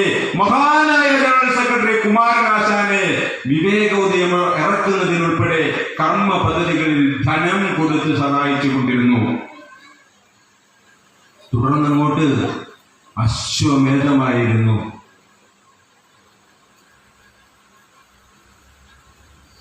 പിടിച്ചു കെട്ടുവാൻ ആർക്കും സാധിക്കാതെ SNDP യോഗമെന്ന യാഗാശ്വം കുതിച്ചു പായുകയാണ്. സവിശേഷമായ ഒട്ടനവധി ആളുകൾ, ഉത്കൃഷ്ടരായ സവർണരായിട്ടുള്ള ആളുകൾ, ധീരരായിട്ടുള്ള അവർണരായിട്ടുള്ള ആളുകൾ ചിന്തയുടെ നവമുകുളങ്ങൾ പൊട്ടിപ്പുറപ്പെട്ടപ്പോ മഹാഗുരുവിന്റെ കാൽക്കൽ അഭയം തേടുകയാണ്. ധൈര്യം സംഭരിച്ചുകൊണ്ട് ധീരനായ ഒരു യുവാവ് അന്ന് രാജവീതികളിൽ കൂടി അലങ്കരിച്ച വാഹനത്തിൽ മണികെട്ടി ഉണ്ടാക്കിക്കൊണ്ട് ചുണയുണ്ടെങ്കിൽ തടിക്കട എന്ന് പറഞ്ഞുകൊണ്ട് ഒരു വണ്ടി ഓടിച്ചു. ഒരു കാളകളെ, 2 കാളകളെ കെട്ടി തലപ്പാവും വെച്ച് രാജാവിനെ പോലെ വേഷവിധാനങ്ങളോടുകൂടി ധീരനായ ഒരു യുവാവ്. ആ യുവാവിന്റെ പേര് അയ്യൻകാളി എന്നായിരുന്നു. മണിയടി ശബ്ദത്തോടുകൂടി ഓടിയെടുത്ത ആ വണ്ടിയെ തടുക്കുവാൻ ഒട്ടനവധി ആളുകൾ പാഞ്ഞു ചെന്നെങ്കിലും ചുണയുണ്ടെങ്കിൽ തടുക്കട, കാളിയുടെ വണ്ടിയാണ് വരുന്നത്, ജീവനിൽ കൊതിയുണ്ടെങ്കിൽ നീയൊക്കെ തടുക്കട, ചുണയുണ്ടെങ്കിൽ തടുക്കട എന്ന് വെല്ലുവിളിച്ചുകൊണ്ട് ഓടിച്ച വണ്ടി. അവർണ ജനവിഭാഗത്തിലെ ധീരയോദ്ധാവ് അയ്യൻകാളി സാധുജന പരിപാലന യോഗം എന്ന് പറയുന്ന ഒരു സംഘടന, SNDP യോഗം എന്ന് പറയുന്ന ബൃഹത്തായ സംഘടനയുടെ പിൻബലത്തോടുകൂടി, അല്ലെങ്കിൽ അതിന്റെ ആവേശം ഉൾക്കൊണ്ടുകൊണ്ട് നിർവഹിച്ചു, ചുമതലയെടുപ്പിച്ചു, അത് ഉണ്ടാക്കിയെടുത്തു. തങ്ങളുടെ കുട്ടികളെ വിദ്യാഭ്യാസ ക്രമീകരണങ്ങളിലേക്ക് പറഞ്ഞുവിടുന്നതിന് വേണ്ടി ഉത്സാഹപൂർവം പ്രവർത്തിച്ചു കൊണ്ടിരുന്നു. അടിയാളന്മാരായി, കീഴാളന്മാരായി, പീഡിതരായി, അടിമകളായി കഴിഞ്ഞിരുന്ന ഒരു സമൂഹത്തെ നമ്മൾ ഇങ്ങനെ കഴിയേണ്ടവരല്ല, തൊഴിലിന് കൂലി മേടിക്കേണ്ടവരാണ് നമ്മളത് ചോദിച്ച് മേടിക്കുക തന്നെ ചെയ്യണമെന്നുള്ള ആവശ്യത്തോടു കൂടി മഹാനായ അയ്യൻകാളി പ്രവർത്തനം ആരംഭിച്ചു. 1908 കാലഘട്ടമായപ്പോ സാധുജന പരിപാലന യോഗം എന്ന് പറയുന്ന അടുത്ത നവോത്ഥാന പ്രസ്ഥാനം ഈ തിരുവിതാംകൂറിൽ രൂപം കൊണ്ടു. ആ കാലഘട്ടങ്ങളിൽ SNDP യോഗത്തിന്റെ നേതൃത്വത്തിൽ ഈ രാജ്യത്ത് നിലനിന്നിരുന്ന അനാചാരങ്ങളായ കെട്ടുകല്യാണം, പുള്ളിക്കുടി കല്യാണം തുടങ്ങിയ ഒട്ടനവധി അനാചാരങ്ങൾ നിർമ്മാർജ്ജനം ചെയ്തുകൊണ്ടിരുന്നു. ഒന്നും തിരിച്ചറിയാൻ പ്രായമാകാത്ത പ്രായത്തിൽ കുട്ടികളെ പിടിച്ചുകൊണ്ട് കല്യാണം കഴിപ്പിക്കുക സവർണരുടെ ഒരു വിനോദമായിരുന്നു. ആചാരരൂപേണ അവർണരെ കൊണ്ട് അനുഷ്ഠിപ്പിച്ചു പോന്നു. സവർണ ജനവിഭാഗം വിനോദമായി കണ്ടുകൊണ്ട് തന്റെ രക്തത്തുള്ളികളെ വിയർപ്പ് തുള്ളികളായി മണ്ണിൽ പതിക്കുമ്പോൾ കിട്ടുന്ന നാണയത്തുട്ടുകൾ അവർണ ജനവിഭാഗം കൂട്ടിവെക്കുമ്പോ ആ കൂട്ടിവെച്ച നാണയത്തുട്ടുകൾ അതൊരു കൂമ്പാരമായി മാറി അവൻ ധനികനാകുമെന്ന് ഉറപ്പുള്ളതിന്റെ ആ ചിന്താബോധം ഉണ്ടായതോടുകൂടി അവന്റെ ധനം ദുർവിനിയോഗം ചെയ്തു പോകുന്നതിന് വേണ്ടി അവനെ കൊണ്ട് ആചാരങ്ങൾ എന്ന രൂപേണ അനാചാരങ്ങൾ അനുഷ്ഠിപ്പിച്ചു. അത്തരത്തിലുള്ള ഒരു അനാചാരം കെട്ട് കല്യാണം, കൊച്ചു കുട്ടികളെ തമ്മിൽ പിടിപ്പിച്ച് കല്യാണം കഴിപ്പിക്കുക, സമീപത്തുള്ള ആയിരക്കണക്കിന് ആളുകളെ വിളിച്ച് ഭക്ഷണം കൊടുക്കുക, 3-4 ദിവസം നീണ്ടു നിൽക്കുന്ന ആഘോഷ പരിപാടികൾ ആ കുടുംബത്തിൽ നടത്തുക. ആ പരിപാടികളെല്ലാം കഴിഞ്ഞു കഴിയുമ്പോ തീർത്തും ദരിദ്രനായ ആ ദാരിദ്ര്യത്തിന്റെ പടുകുഴിയിലേക്ക് ഈ കുടുംബം വീണ്ടും വീണു പോകുക. ഈ ഒറ്റ ഉദ്ദേശം മാത്രമേ ഉണ്ടായിരുന്നുള്ളൂ. ഈ ഒറ്റ ഉദ്ദേശമായിരുന്നു പുളികുടി കല്യാണത്തിനും. തന്റെ പിറക്കുവാൻ പോകുന്ന തന്റെ കുഞ്ഞിന്റെ സുന്ദരമുഖം ഓമനിച്ചുകൊണ്ട് താലോലിച്ചുകൊണ്ട് മനസ്സിൽ സ്വപ്നം കണ്ടുകൊണ്ടിരുന്ന നിറവയറുമായി കഴിഞ്ഞുകൊണ്ടിരിക്കുന്ന വനിതയെ, സഹോദരിയെ, ആ അമ്മയാകാൻ കൊതിച്ചു നിൽക്കുന്ന ആ വനിതയെ വലിയ പാത്രം നിറയെ കലക്കി വെച്ചിരിക്കുന്ന പുളി കുടിപ്പിക്കുക. അവക്കറിയില്ല എന്തിനു വേണ്ടിയാണ് ഈ പുളി കുടിക്കുന്നത് എന്ന്. ആചാരരൂപേണ, അനുഷ്ഠാന രൂപേണ ഇവിടെ നിർവഹിച്ചു പോയിക്കൊണ്ടിരുന്നു. സവർണ ഭരണാധികാരികൾ സവർണരായിട്ടുള്ള ആളുകൾ. പുളികുടി കല്യാണം നീ നടത്തിയില്ലെങ്കിൽ നിന്റെ കുടുംബത്തിന് അനർത്ഥമുണ്ടാകും.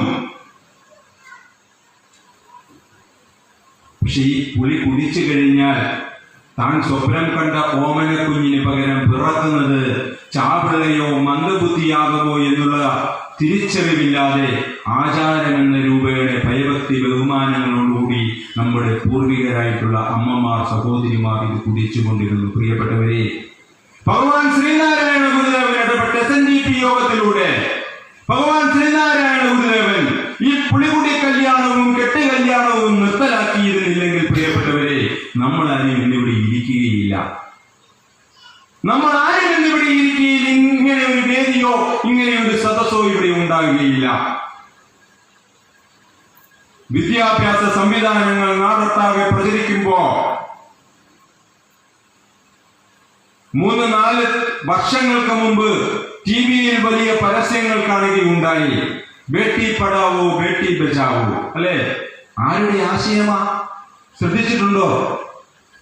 SNDP യോഗത്തിന്റെ ആശയമാ. സ്വച്ഛ ഭാരത്, ശുചിത്വ ഭാരത് എവിടുന്ന് കിട്ടിയ ആശയമാ? ഭഗവാൻ ശ്രീനാരായണ ഗുരുദേവൻ നൽകിയ ആശയമല്ലേ? ചിന്തിച്ചിട്ടുണ്ടോ? ഇതൊക്കെ ദൃശ്യമാധ്യമങ്ങളിലൂടെ വർണ്ണക്കടലാസിൽ പൊതിഞ്ഞ് മുട്ടായി തരുന്നത് പോലെയാ.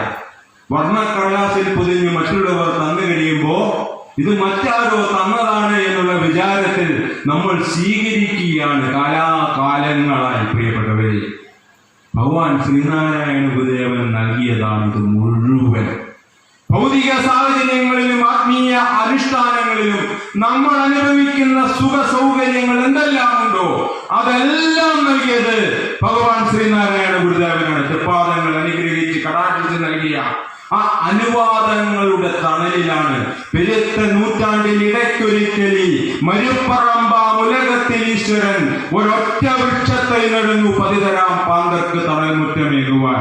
5000 വർഷങ്ങൾക്ക് മുമ്പ് അള്ളാഹ് നബി തിരുമേനിയും 2000 വർഷങ്ങൾക്ക് മുമ്പ് ക്രിസ്തുദേവനും ഉടലെടുത്തെങ്കിൽ പ്രിയപ്പെട്ടവരെ, ഇതാ നൂറ്റാണ്ടിന് മുമ്പ് ഉടലെടുത്ത ഭഗവാൻ ശ്രീനാരായണ ഗുരുദേവൻ പതിതരായിട്ടുള്ള പാന്തരായിട്ടുള്ള നമ്മൾക്ക് തണലേകുവാൻ തണൽ വൃക്ഷമായി തിരു അവതാരം ചെയ്ത് അവതരിച്ചു. 1909 കാലഘട്ടങ്ങളിൽ ഭഗവാൻ നേരിട്ട് പോയി കെട്ടുകല്യാണം നിർത്തലാക്കുകയാണ്. ഈ കാലഘട്ടത്ത് അരുവിപ്പുറത്തുനിന്ന് ഭഗവാൻ പ്രയാണം ആരംഭിച്ച് ശിവഗിരി കണ്ടെത്തി, ശിവഗിരിയിൽ പർണശാല കെട്ടി ശിവഗിരി ഭഗവാന്റെ കേന്ദ്രമാക്കി വളർത്തിക്കൊണ്ടിരിക്കുകയാണ്. ഭഗവാന്റെ ജീവചരിത്രവും SNDP യോഗ ചരിത്രവും ഒരു നാണയത്തിന്റെ ഇരുവശങ്ങൾ എന്ന പോലെ സമദൂരമായി അതിവേഗം ചലിച്ചുകൊണ്ടിരിക്കുകയാണ്. അതിവേഗം ബഹുദൂരം എന്ന് പറയുന്നത് പോലെ സമദൂരമായി അതിവേഗം ചലിച്ചുകൊണ്ടിരിക്കുകയാണ്. ഭൗതിക സാഹചര്യങ്ങൾ മെച്ചപ്പെടുത്തുവാൻ വേണ്ടി ഭഗവാൻ ശ്രീനാരായണ ഗുരുദേവൻ അരുവിപ്പുറത്ത് നിന്ന് പോരുമ്പോ ഭഗവാൻ പറയുന്നുണ്ട്, അവിടെ നമ്മൾ അവരെ ഏൽപ്പിച്ചു. പല സ്ഥലങ്ങളിലും ഭഗവാൻ ഇത് പറയുന്നുണ്ട്. പല പ്രാവശ്യം ഭഗവാന്റെ ഇതും ഒരു മഹാമന്ത്രമാണ്. കൃത്യനിർവഹണം നടത്തുന്നതിന് വേണ്ടി ഒരു പദ്ധതി തയ്യാറാക്കി കഴിഞ്ഞ് നമ്മൾ ശിരസിലേറ്റേണ്ട, ഹൃദയത്തിലേറ്റേണ്ട ഒരു മന്ത്രമാണ്. ഉത്തരവാദിത്വം ഒരാളെ ഏൽപ്പിച്ചു കഴിഞ്ഞാൽ ആ ഉത്തരവാദിത്വം നിർവഹിക്കേണ്ട കടമ ഏൽപ്പിക്കപ്പെട്ടിട്ടുള്ളവനാണ്. നിങ്ങളുടെ മാതാപിതാക്കൾ പ്രിയപ്പെട്ട കുഞ്ഞുങ്ങളെ നിങ്ങളെ പഠിക്കുന്നതിന് വേണ്ടി സ്കൂളിലാക്കി പഠിക്കാനുള്ള സംവിധാനങ്ങൾ നൽകി ഫീസ് അടച്ച് യൂണിഫോം മേടിച്ച് നിങ്ങൾ നൽകുന്നുണ്ട് എങ്കിൽ, നിങ്ങൾക്ക് ഉച്ചയ്ക്ക് കഴിക്കുവാനുള്ള ഭക്ഷണം പൊതിയാക്കി തയ്യാറാക്കിയ ആ അമ്മ കാലേക്കുട്ടിയെ തയ്യാറാക്കി നിങ്ങളുടെ ബാഗിനകത്ത് നിറച്ച് തരുന്നുണ്ട് എങ്കിൽ ആ അമ്മയുടെ ഉത്തരവാദിത്വം പൂർത്തീകരിച്ചു. പ്രിയപ്പെട്ട മകളെ, മകനെ, പഠിക്കുക എന്നുള്ള ഉത്തരവാദിത്വം നീ നിറവേറ്റേണ്ടതാണ്. ഭഗവാൻ കാണിച്ചു തരുന്നതാണ്. അരുവിപ്പുറത്തുനിന്ന് ശിവഗിരിയിലേക്ക് പോകുമ്പോ ഭഗവാൻ പറഞ്ഞ അരുവിപ്പുറം നാം അവരെ ഏൽപ്പിച്ചു. ശിവഗിരിയിൽ പർണശാല മാറ്റി ശാരദാ പ്രതിഷ്ഠയ്ക്കുള്ള തയ്യാറെടുപ്പുകൾ ഭഗവാൻ നൽകി തുടങ്ങിയ 1912 ഭഗവാൻ ശിവഗിരിയിൽ ശാരദാ പ്രതിഷ്ഠ നിർവഹിക്കുന്ന സമയത്ത്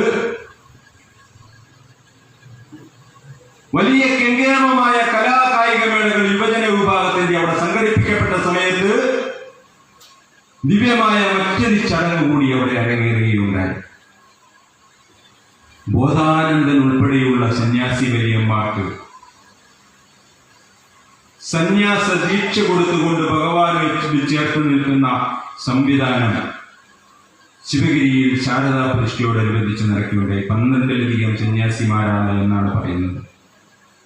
ഒരു ഡസനോളം സന്യാസിമാരെ വിവേകാനന്ദ സ്വാമികൾ ജർമ്മൻകാരിയായിട്ടുള്ള ഒരു മാർഗരേറ്റ് എന്ന് പറയുന്ന മദാമയ്ക്ക് സന്യാസ ദീക്ഷ കൊടുക്കുമ്പോൾ കാഷായമാണ് നൽകിയത്. നമ്മൾ മനസ്സിലാക്കണം, സന്യാസിമാരിൽ സന്യാസ ദീക്ഷ കൊടുക്കുന്നതിൽ നവോത്ഥാനം. ഒരു ശിഷ്യനെ ദീക്ഷ കൊടുത്ത് സന്യാസിയാക്കുന്നതിൽ വിദേശിയായിട്ടുള്ള ഒരു ശിഷ്യൻ രമണ മഹർഷിയിൽ നിന്നും ശ്രീനാരായണ ഗുരുദേവനെ കുറിച്ച് അറിഞ്ഞ് ഭാരത പര്യടനത്തിനെത്തിയ ഒരു യൂറോപ്യൻ സായിപ്പിനെ ശിവഗിരി മഠത്തിൽ സ്വീകരിച്ച് പഠിപ്പിച്ച് മഹാഗുരുവിന്റെ അനുഗ്രഹത്തോടുകൂടി സാമീപ്യത്തിലിരുത്തി ആ തൃപ്പാദങ്ങളിൽ നിന്നും സന്യാസ ദീക്ഷ സ്വീകരിക്കുവാൻ തയ്യാറായി വന്നപ്പോ കാഷായം എടുത്തു വെച്ചിരിക്കുന്ന കാഷായം മാറ്റി ആ കാഷായത്തിന് പകരം ഷൂസും കോട്ടും പാന്റും ടൈയും നൽകി. സന്യാസ ദീക്ഷയിലെ നവോത്ഥാനം ആർക്കാണ് നൽകിയത്? സന്യാസ ശിഷ്യന്റെ പേര് എനിക്കൊന്ന് തൊണ്ടയടയ്ക്കാൻ വേണ്ടിയാണ്, റെസ്റ്റ് എടുക്കാൻ വേണ്ടി. ഏണസ്റ്റ് ക്ലർക്ക് എന്ന് പറയുന്ന വിദേശിയായ സായിപ്പ്, പ്രിയപ്പെട്ടവരെ, ആ വിദേശിയായ സായിപ്പിനോട് ഭഗവാൻ ശ്രീനാരായണ ഗുരുദേവൻ കൃഷി ചെയ്യണം, കൃഷിയാണ് ജീവരാശിയുടെ നട്ടെല്ല് എന്ന മഹാഗുരുവിന്റെ മഹാമന്ത്രം നമ്മുടെ എല്ലാ ഓർമ്മയിലുണ്ട് അല്ലേ? കൃഷി ചെയ്യണം, കൃഷിയാണ് ജീവരാശിയുടെ നട്ടെല്ല്. ഏണസ്റ്റ് ക്ലർക്ക് എന്ന് പറയുന്ന വിദേശിയായ ആ സന്യാസി ശിഷ്യനോട് ഭഗവാൻ ശ്രീനാരായണ ഗുരുദേവൻ കൃഷി രീതിയിൽ നവീന ആശയങ്ങൾ അവലംബിച്ച് ഇവിടെ അത്യുൽപാദനമുള്ള വിള ഇവിടെ സൃഷ്ടിച്ചെടുക്കുവാനുള്ള ആവശ്യപ്പെടുന്നുണ്ട്. ഭഗവാൻ ശ്രീനാരായണ ഗുരുദേവൻ ശിവഗിരി തീർത്ഥാടന സമയത്ത് നൽകുന്ന അഷ്ടലക്ഷ്യങ്ങളിൽ ഭഗവാൻ അവസാനമായി പറയുന്ന ശാസ്ത്ര സാങ്കേതിക വിദ്യയുടെ തുടക്കം, പ്രിയപ്പെട്ടവരെ, ഏണസ്റ്റ് ക്ലർക്കിലാണ് സമാരംഭിച്ചത്. ആധുനിക കൃഷി സംവിധാനങ്ങൾ പ്രയോഗിച്ച് കൃഷി ചെയ്യുവാനായി ആളുകളെ പരിശീലിപ്പിക്കണം, അവരെ ഉദ്ബോധിപ്പിക്കണം. ഒരു കമ്പോളത്തിൽ ചെന്നാൽ, ഒരു ചന്തയിൽ ചെന്നാൽ ബ്രിട്ടീഷുകാരൻ അവന്റെ ഉൽപ്പന്നം വാങ്ങും. ഒരു ജപ്പാൻകാരൻ ഒരു കമ്പോളത്തിൽ ചെന്നാൽ അവന്റെ നാട്ടിൽ സൃഷ്ടിച്ചിട്ടുള്ള ഉൽപ്പന്നങ്ങൾ വാങ്ങും. ഒരു ചൈനക്കാരൻ, ബർമ്മക്കാരൻ ചെന്നാൽ അവന്റെ നാട്ടിൽ ഉൽപ്പാദിപ്പിച്ചിട്ടുള്ള ഉൽപ്പന്നങ്ങൾ വാങ്ങാൻ ശ്രദ്ധ പുലർത്തും.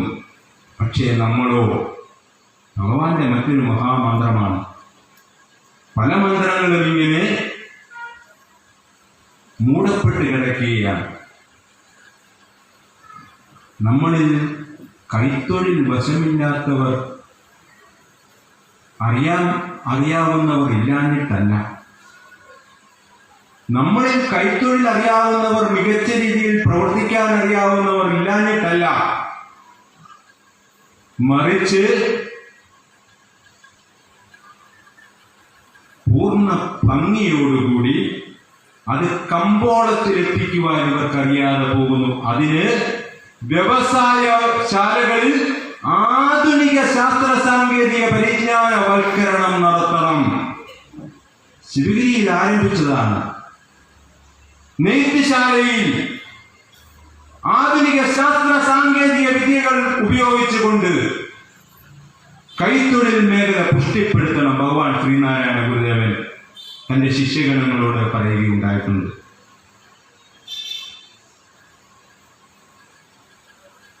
നമ്മളോട് പറയുമ്പോൾ, വിവിധ രാഷ്ട്രീയ കക്ഷികൾ പറയുമ്പോൾ പേരുകൾ ഒന്നും കൂട്ടണ്ട, എല്ലാ രാഷ്ട്രീയ കക്ഷികളും പറയുമ്പോൾ ഭഗവാന്റെ സന്ദേശമായിട്ട് പറയുക, ഭഗവാൻ നമുക്ക് ജാതിയില്ല എന്ന് പറഞ്ഞിട്ടുണ്ട്. വേറൊന്നും അവർക്ക് പറയേണ്ടതില്ല. ടിവിയിൽ ജാതിയില്ല എന്ന് പറയുന്ന സന്ദേശത്തിന്റെ ഭഗവാന്റെ വിളംബര ഘോഷയാത്രയുടെ പരസ്യം കാണിക്കുമ്പോ ഏതെങ്കിലും ഒരു മാട്രിമോണിയലിന്റെ പരസ്യമാകും. ആ പരസ്യത്തിൽ പറയുക, അവിടെയാകുമ്പോ നായരുണ്ട്, നമ്പൂതിരിയുണ്ട്, ഈഴവനുണ്ട്, പിന്നെ നമ്മുടെ റോമൻ കത്തോലിക്കയുമുണ്ട് എന്നാണ്. നടക്കുന്ന പരിപാടി ജാതിയില്ല വിളംബരവും. നമ്മുടെ ചിന്തകളെ ഇത്തരത്തിൽ പിടിച്ചു കെട്ടിയിട്ടുകൊണ്ടാണ് രാഷ്ട്രീയ സാമൂഹിക കക്ഷികൾ നമ്മുടെ ഹൃദയത്തിലേക്ക് തുളഞ്ഞു കയറിക്കൊണ്ടിരിക്കുന്നത്, നമ്മുടെ കുട്ടികളുടെ ഹൃദയത്തിലേക്ക് തുളഞ്ഞു കയറിക്കൊണ്ടിരിക്കുന്നത്, ബുദ്ധി ഉപദേശിച്ചുകൊണ്ടിരിക്കുന്നത്. പ്രിയപ്പെട്ടവരെ, നമ്മൾ തിരിച്ചറിയണം. പഞ്ചമി എന്ന് പറയുന്ന കുട്ടിക്ക് വിദ്യാഭ്യാസം നിഷേധിച്ചപ്പോ SNDP യോഗത്തിന്റെ പിന്തുണയോടുകൂടി ഇവിടെ രാജ്യഭരണ സംവിധാനത്തിൽ നോമിനേറ്റ് ചെയ്യപ്പെട്ടിട്ടുള്ള അയ്യൻകാളി പ്രജാസഭയിലേക്ക് SNDP യോഗത്തിന്റെ പിന്തുണയോടുകൂടി നോമിനേറ്റ് ചെയ്ത സാധുജന പരിപാലന യോഗത്തിന്റെ മികച്ച നേതാവായിട്ടുള്ള അയ്യൻകാളി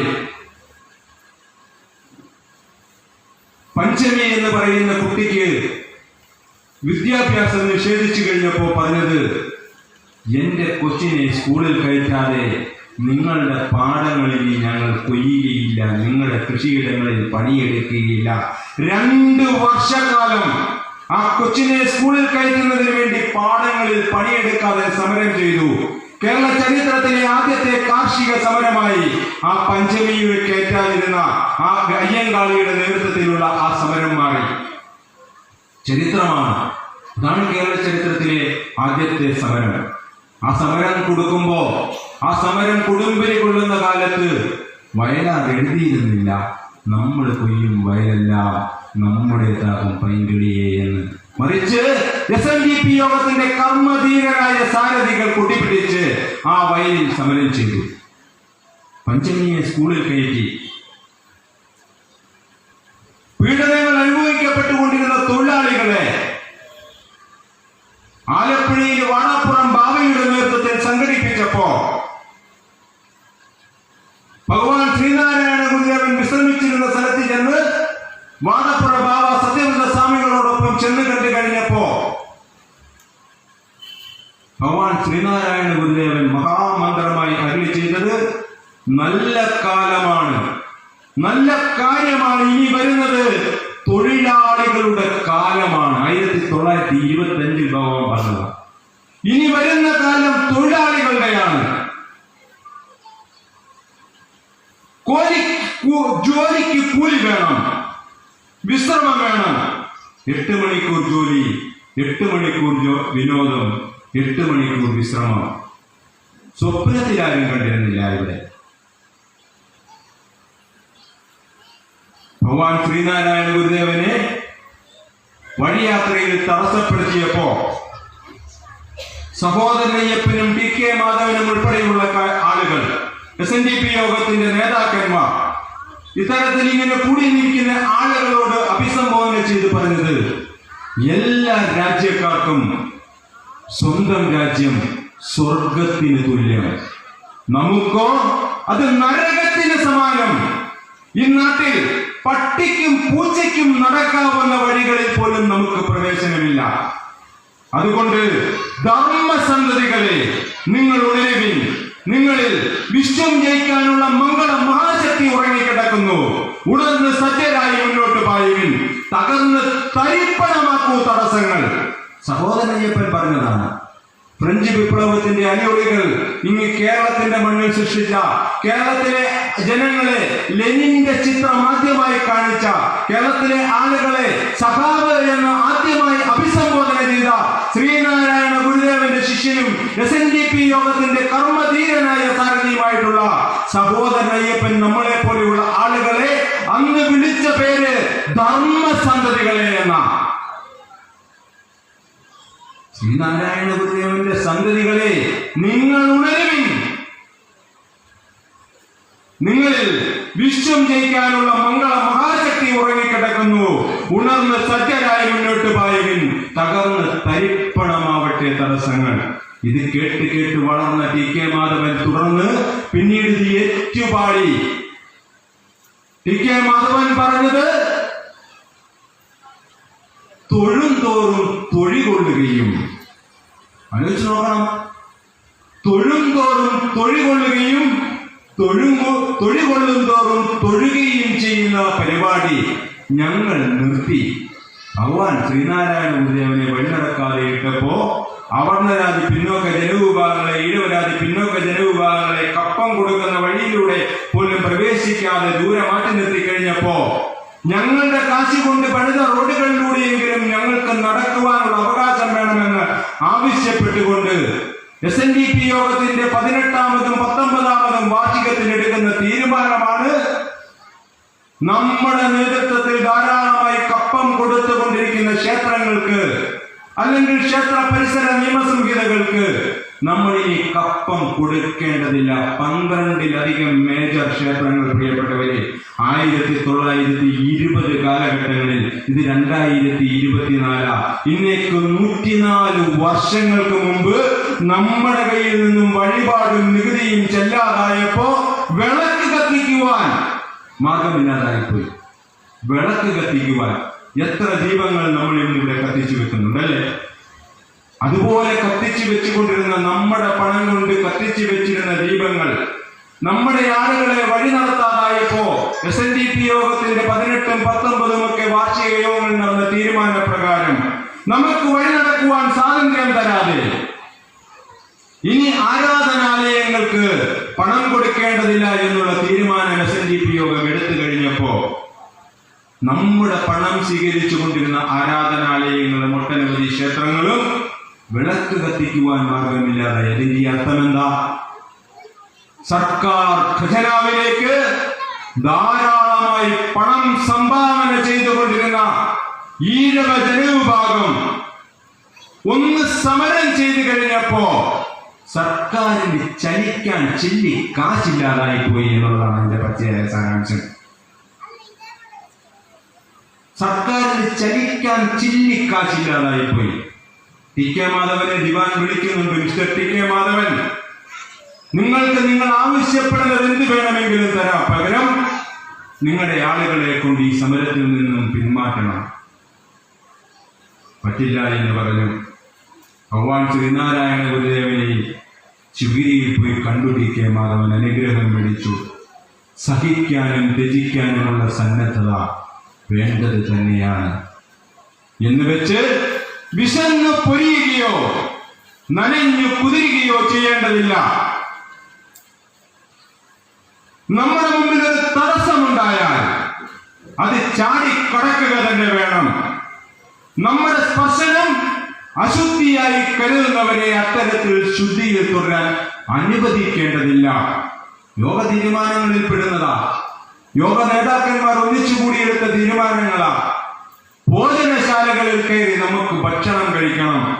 ടി.കെ. മാധവൻ വെച്ച് പിടിച്ചു തിരുനെൽവേലിയിലേക്ക്.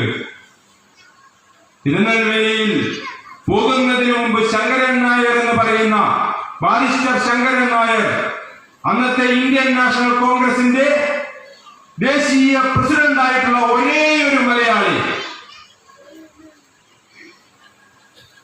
സി ശങ്കരൻ നായർ എന്ന് പറയുന്ന ബാരിസ്റ്റർ ശങ്കരൻ നായരോട് ടി.കെ. മാധവൻ ആവശ്യപ്പെടുന്നുണ്ട്, കൊച്ചിയിൽ വെച്ച്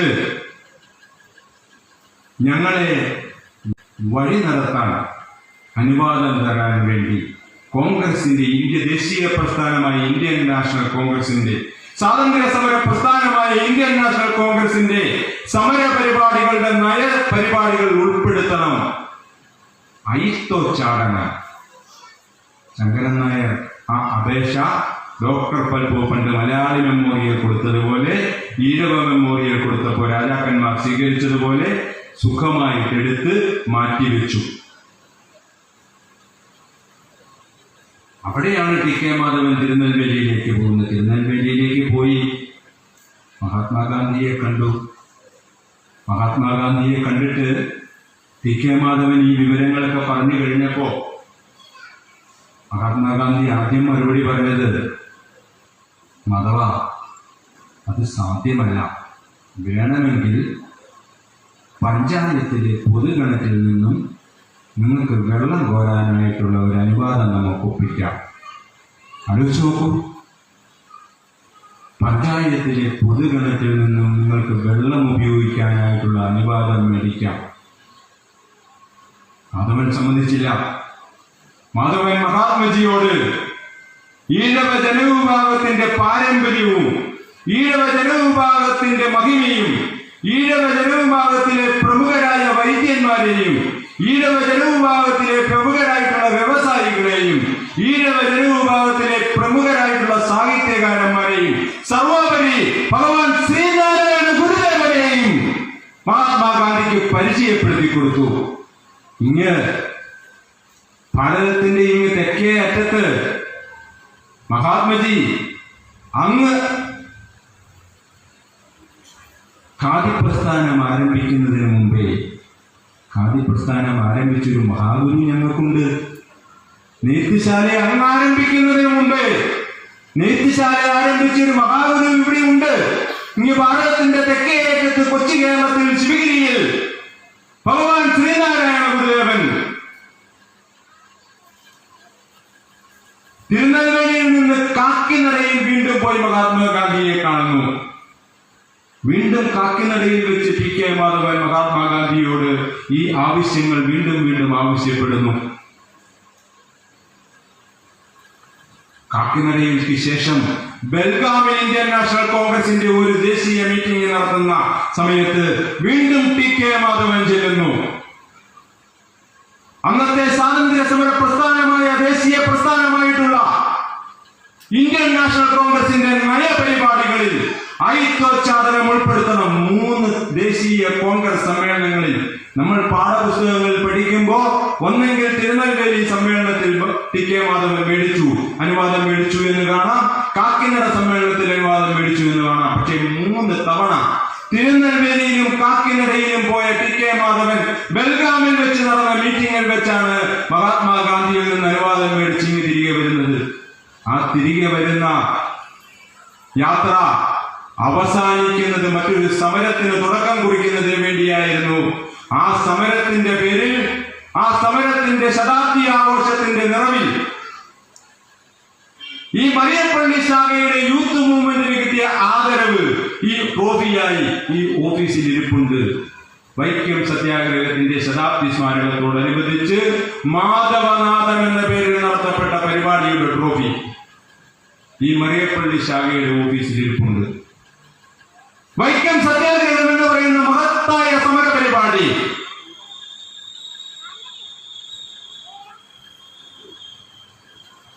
ചരിത്രത്തിന്റെ ഏടുകളിൽ SNDP യോഗത്തിന്റെ യശസ് വാനോളം ഉയർത്തിയ ഏറ്റവും കർമ്മധീരമായ സമര പരിപാടി സവർണരുടെ ഭിക്ഷയാണ് എന്ന് പറഞ്ഞുകൊണ്ട് നമ്മളെ പോലെയുള്ള ആളുകളെ പറ്റിക്കുന്നതിന് വേണ്ടിയുള്ള ഒരു കുടില ശ്രമം ഈ നാട്ടിൽ നടന്നപ്പോ അതിനെ എതിർത്ത പ്രസ്ഥാനം ഒരേ ഒരു പ്രസ്ഥാനം ആർജവമുള്ള ചെറുപ്പക്കാരുടെ SNDP യോഗത്തിന്റെ ബൃഹത്തായ കർമ്മ നേതാക്കന്മാർ സാരഥികൾ ഇവിടെയുള്ള ഭരണ സംവിധാനങ്ങളോട് ഈ 2023 വിളിച്ചു പറഞ്ഞു, ഇത് സവർണരുടെ ഭിക്ഷയായിട്ട് അവർണർക്ക് ലഭിച്ചതല്ല വൈക്കം സത്യാഗ്രഹത്തിലൂടെ ക്ഷേത്രപ്രവേശന വിളംബരം, മറിച്ച് ടി കെ മാധവന്റെ നേതൃത്വത്തിൽ SNDP യോഗം നടത്തിയ ഭഗവാൻ ശ്രീനാരായണ ഗുരുദേവന്റെ അനുഗ്രഹത്തോടു കൂടി നടത്തിയ ഏറ്റവും സുസജ്ജമായ സമര പരിപാടിയുടെ വിജയക്കൊടിയാണ്, വെള്ളിക്കൊടിയാണ് വൈക്കം സത്യാഗ്രഹത്തിലൂടെ ഇവിടെ SNDP യോഗം നേടിയെടുത്ത് ക്ഷേത്രപ്രവേശന വിളംബരത്തിലൂടെ ഇവിടെ രാജാവ് നൽകിയ ഉത്തരവ് എന്നുള്ളത്. ചരിത്രപരമായ വസ്തുതകൾ മറയ്ക്കപ്പെടുന്നു. ബാഗുലയിലും കുഞ്ഞാപ്പിയും ശ്രീധരപ്പണിക്കരും എന്ന് പേരുള്ള 3 ധീരരായ ചെറുപ്പക്കാർ വൈക്കത്തെ തീണ്ടാപ്പലകയിൽ നിന്നും തുടക്കം കുറിച്ച് ആരംഭിച്ച ആ സമരത്തെ കെട്ടിയിട്ട് കണ്ണിൽ ചുണ്ണാമ്പ് തേച്ച് പീഡിപ്പിക്കപ്പെട്ട അധികാരവർഗത്തിന്റെ ഗർവിനെതിരെ ധീരമായ യോദ്ധാക്കൾ ഒന്നൊന്നായി പുറകെ അണിചേർന്നപ്പോ ടി കെ മാധവനൊപ്പം കെ കേളപ്പൻ അണിചേർന്നപ്പോ മന്നത്ത് ആചാര്യൻ ഭാരതകേസരി മന്നത്ത് ആചാര്യൻ ടി കെ മാധവനൊപ്പോ അണിചേർന്നപ്പോ ഏറ്റവും സവിശേഷമായ സവർണജാഥ ഇവിടെ ടി കെ മാധവന്റെ ആഹ്വാന പ്രകാരം മന്നത്ത് ആചാര്യൻ സംഘടിപ്പിച്ചപ്പോ ഭഗവാൻ ശ്രീനാരായണ ഗുരുദേവനെ വൈക്കത്ത് നിന്നും പുറപ്പെട്ട സവർണജാഥയിലെ ഓരോ അംഗങ്ങളും ശിവഗിരിയിലെത്തി പാദ നമസ്കാരം നിർവഹിച്ചതിന് ശേഷം തിരുവിതാംകൂറിന്റെ തലസ്ഥാനമായ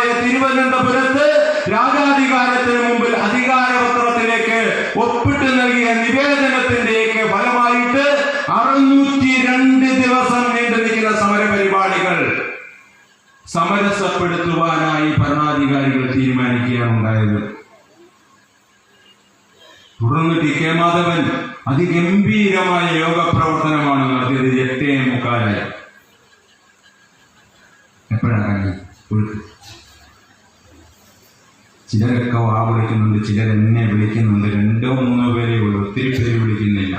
നല്ല സന്തോഷം. സഞ്ജു സാറെ എത്ര മണി വരും? 9:15.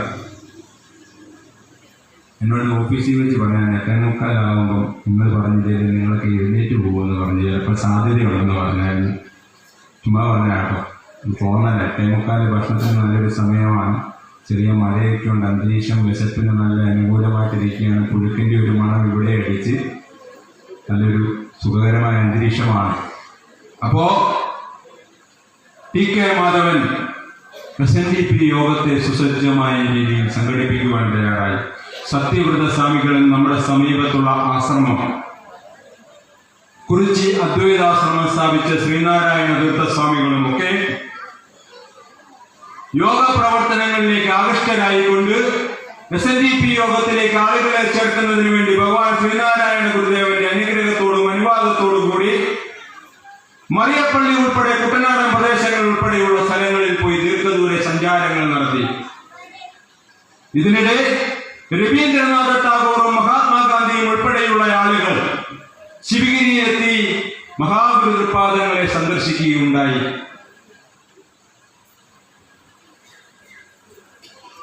ലോകമെങ്ങും സഞ്ചരിച്ചിട്ടുള്ള രവീന്ദ്രനാഥ ടാഗോർ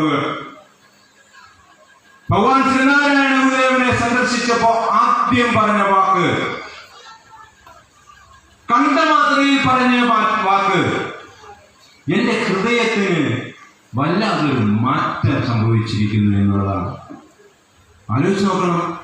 വിവേകാനന്ദ സ്വാമികളെ കണ്ടിട്ടുള്ള രവീന്ദ്രനാഥ ടാഗോർ, ഒട്ടനവധി പ്രമുഖരായ ഋഷിമാരെ കണ്ടിട്ടുള്ള രവീന്ദ്രനാഥ ടാഗോർ ഭഗവാൻ ശ്രീനാരായണ ഗുരുദേവനെ കണ്ട മാത്രയിൽ പറഞ്ഞത്, എന്റെ ഹൃദയത്തിന് വല്ലാത്തൊരു മാറ്റം സംഭവിച്ചിരിക്കുന്നു. പ്രാന്താലയമായിരുന്ന ഈ രാജ്യത്തെ തീർത്ഥാലയമാക്കി മാറ്റുന്നതിൽ അങ്ങ് ഏറെ പ്രവർത്തിച്ചുവല്ലോ. രവീന്ദ്രനാഥ ടാഗോറിന്റെ ചോദ്യമാണ്. മറുപടി ഭഗവാൻ ശ്രീനാരായണ ഗുരുദേവൻ പറഞ്ഞത്, നമ്മുടെ രാഷ്ട്രീയ നേതാക്കന്മാർക്കുള്ള, സാംസ്കാരിക നേതാക്കന്മാർക്കുള്ള നവോത്ഥാന സന്ദേശമായി അവരെടുക്കണം. മറുപടിയായി ശ്രീനാരായണ ഗുരുദേവൻ പറഞ്ഞത്, നാം ഒന്നും ചെയ്യുന്നില്ലല്ലോ. രവീന്ദ്രനാഥ ടാഗോറിന്റെ ചോദ്യം എന്തായിരുന്നു? രവീന്ദ്രനാഥ ടാഗോറിന്റെ ചോദ്യം, ഭ്രാന്താലയമായിരുന്ന ഈ കേരളത്തെ, ഭ്രാന്താലയമായിരുന്ന ഈ രാജ്യത്തെ തീർത്ഥാലയ പരുവത്തിലേക്ക് എത്തിക്കുന്നതിന് വേണ്ടി അങ്ങ് ഏറെ പ്രവർത്തിച്ചുവല്ലോ എന്നുള്ള രവീന്ദ്രനാഥ ടാഗോറിന്റെ ചോദ്യത്തിന് മറുപടിയായി ഭഗവത് പാദങ്ങൾ പറഞ്ഞത്, ഞാൻ ഒന്നും ചെയ്തിട്ടില്ലല്ലോ. മാത്രമല്ല, അങ്ങനെ ഒന്നും ചെയ്യാൻ കഴിയാത്തതിന്റെ പേരിൽ ഞാൻ പശ്ചാത്തപിക്കുന്നു. പ്രിയപ്പെട്ടവരെ, 2 കോഴിയെ നിങ്ങൾക്ക് തന്നിട്ട് വലിയ കാളക്കൂട്ടന്റെ വലിപ്പമുള്ള തലയോടുകൂടിയ പോസ്റ്റർ വെക്കുന്ന നമ്മുടെ പഞ്ചായത്ത് മെമ്പർമാരുണ്ടെങ്കിൽ, നമ്മുടെ ബ്ലോക്ക് പഞ്ചായത്ത് മെമ്പർമാരുണ്ടെങ്കിൽ, അവർക്ക് വേണ്ടിയുള്ള നവോത്ഥാന സന്ദേശമാണ്. ഭാരതത്തിന്റെ, രാജ്യത്തിന്റെ തെക്കേയറ്റം മുതൽ വടക്കേയറ്റം വരെ, കിഴക്കേയറ്റം മുതൽ പടിഞ്ഞാറേയറ്റം വരെ നഗ്നപാതനായി കാറ്റും വെയിലും കൊണ്ട്, മഴയും മഞ്ഞും കൊണ്ട് ഈ രാജ്യത്ത് പരിവർത്തനം നടത്തി ഈ രാജ്യത്തെ ജനങ്ങളെ തങ്ങളും മനുഷ്യരാണ് എന്നുള്ള ചിന്ത ആ സാമാന്യ ജനവിഭാഗത്തിന് നൽകിയ ഭഗവാൻ ശ്രീനാരായണ ഗുരുദേവൻ രവീന്ദ്രനാഥ ടാഗോറിനോട് ചോദിച്ച ചോദ്യത്തിന് മറുപടിയായിട്ട് പറഞ്ഞത്, ഒന്നും ചെയ്യാൻ കഴിയാത്തതിൽ ഞാൻ പശ്ചാത്തപിക്കുന്നു എന്നുള്ളതാണ്. ജനങ്ങളുടെ കണ്ണ് തുറക്കണമെങ്കിൽ അങ്ങ് ഇനിയും പ്രവർത്തിക്കണമല്ലോ. രവീന്ദ്രനാഥ ടാഗോർ വീണ്ടും സംസാരത്തിൽ ആവർത്തിക്കുക. അതിന് മറുപടിയായിട്ട് ഭഗവാൻ പറഞ്ഞത്, ജനങ്ങളുടെ കണ്ണെല്ലാം തുറന്നു തന്നെയാണ് ഇരിക്കുന്നത്, പക്ഷേ അവരാരും ഒന്നും കാണുന്നില്ലല്ലോ. എത്ര ആഴമുള്ള മറുപടിയാണല്ലേ പറയുന്നത്. ആരോടാ? വിശ്വമഹാകവിയായ രവീന്ദ്രനാഥ ടാഗോറോട്. വിശ്വമഹാകവിയായ രവീന്ദ്രനാഥ ടാഗോർ എന്താണ് പറഞ്ഞത്? ശ്രീനാരായണ ഗുരുദേവനോട് പറയുകയാണ്, ജനങ്ങളുടെ കണ്ണ് തുറക്കണമെങ്കിൽ അങ്ങിനിയും പ്രവർത്തിക്കണമല്ലോ.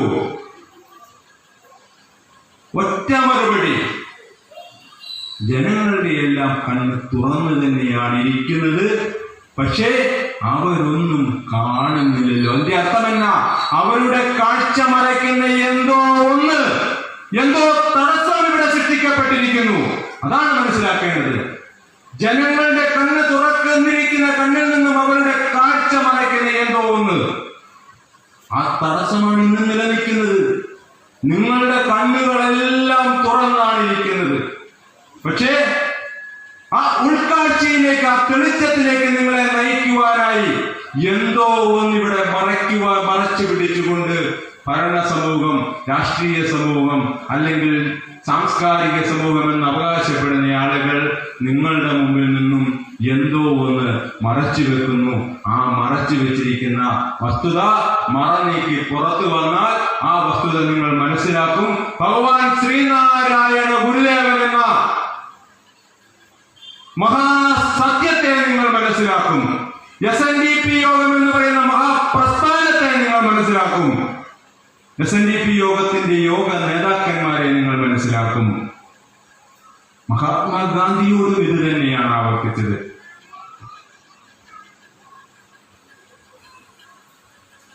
മാവിന്റെ ഇലയിൽ ചൂണ്ടിക്കാണിച്ച് നമ്മളെല്ലാം ധാരാളം കേട്ടിട്ടുള്ളതാണ്. ധാരാളം കേട്ടിട്ടുള്ള കാര്യങ്ങൾ വീണ്ടും വീണ്ടും ആവർത്തിക്കപ്പെടുമ്പോൾ നിങ്ങൾ ഒരു കാര്യം മനസ്സിലാലോചിക്കണം. എല്ലാ ഞായറാഴ്ചയും പള്ളികളിൽ ഒരേ കുർബാന തന്നെയാണ് ചെയ്യുന്നത്. ഇത്ര മാത്രം ചിന്തിച്ചാണ്. എല്ലാ ഞായറാഴ്ചയും അച്ഛൻ വന്ന് തുടങ്ങുന്നതും അവസാനിക്കുന്നതും ഒരേ കുർബാന തന്നെയാണ്. അവരാരും അച്ഛനോട് പറയില്ല, അച്ഛാ ഇത് കഴിഞ്ഞ ഞായറാഴ്ച ചൊല്ലിയതാണ് എന്ന്. പറയുമോ? അവിടെയാണ് ഭക്തിയും ആരാധനയും വിശ്വാസവും ഉണ്ടാകേണ്ടത്. അവിടെ നിങ്ങൾ ചേർത്ത് വെക്കണം. നിങ്ങൾ ക്രിസ്ത്യാനികളെ കണ്ടുപിടിക്കണമെന്നുള്ള ഗുരുവിന്റെ മഹാമന്ത്രം അവിടെ നിങ്ങൾ ചേർത്ത് വെക്കണം.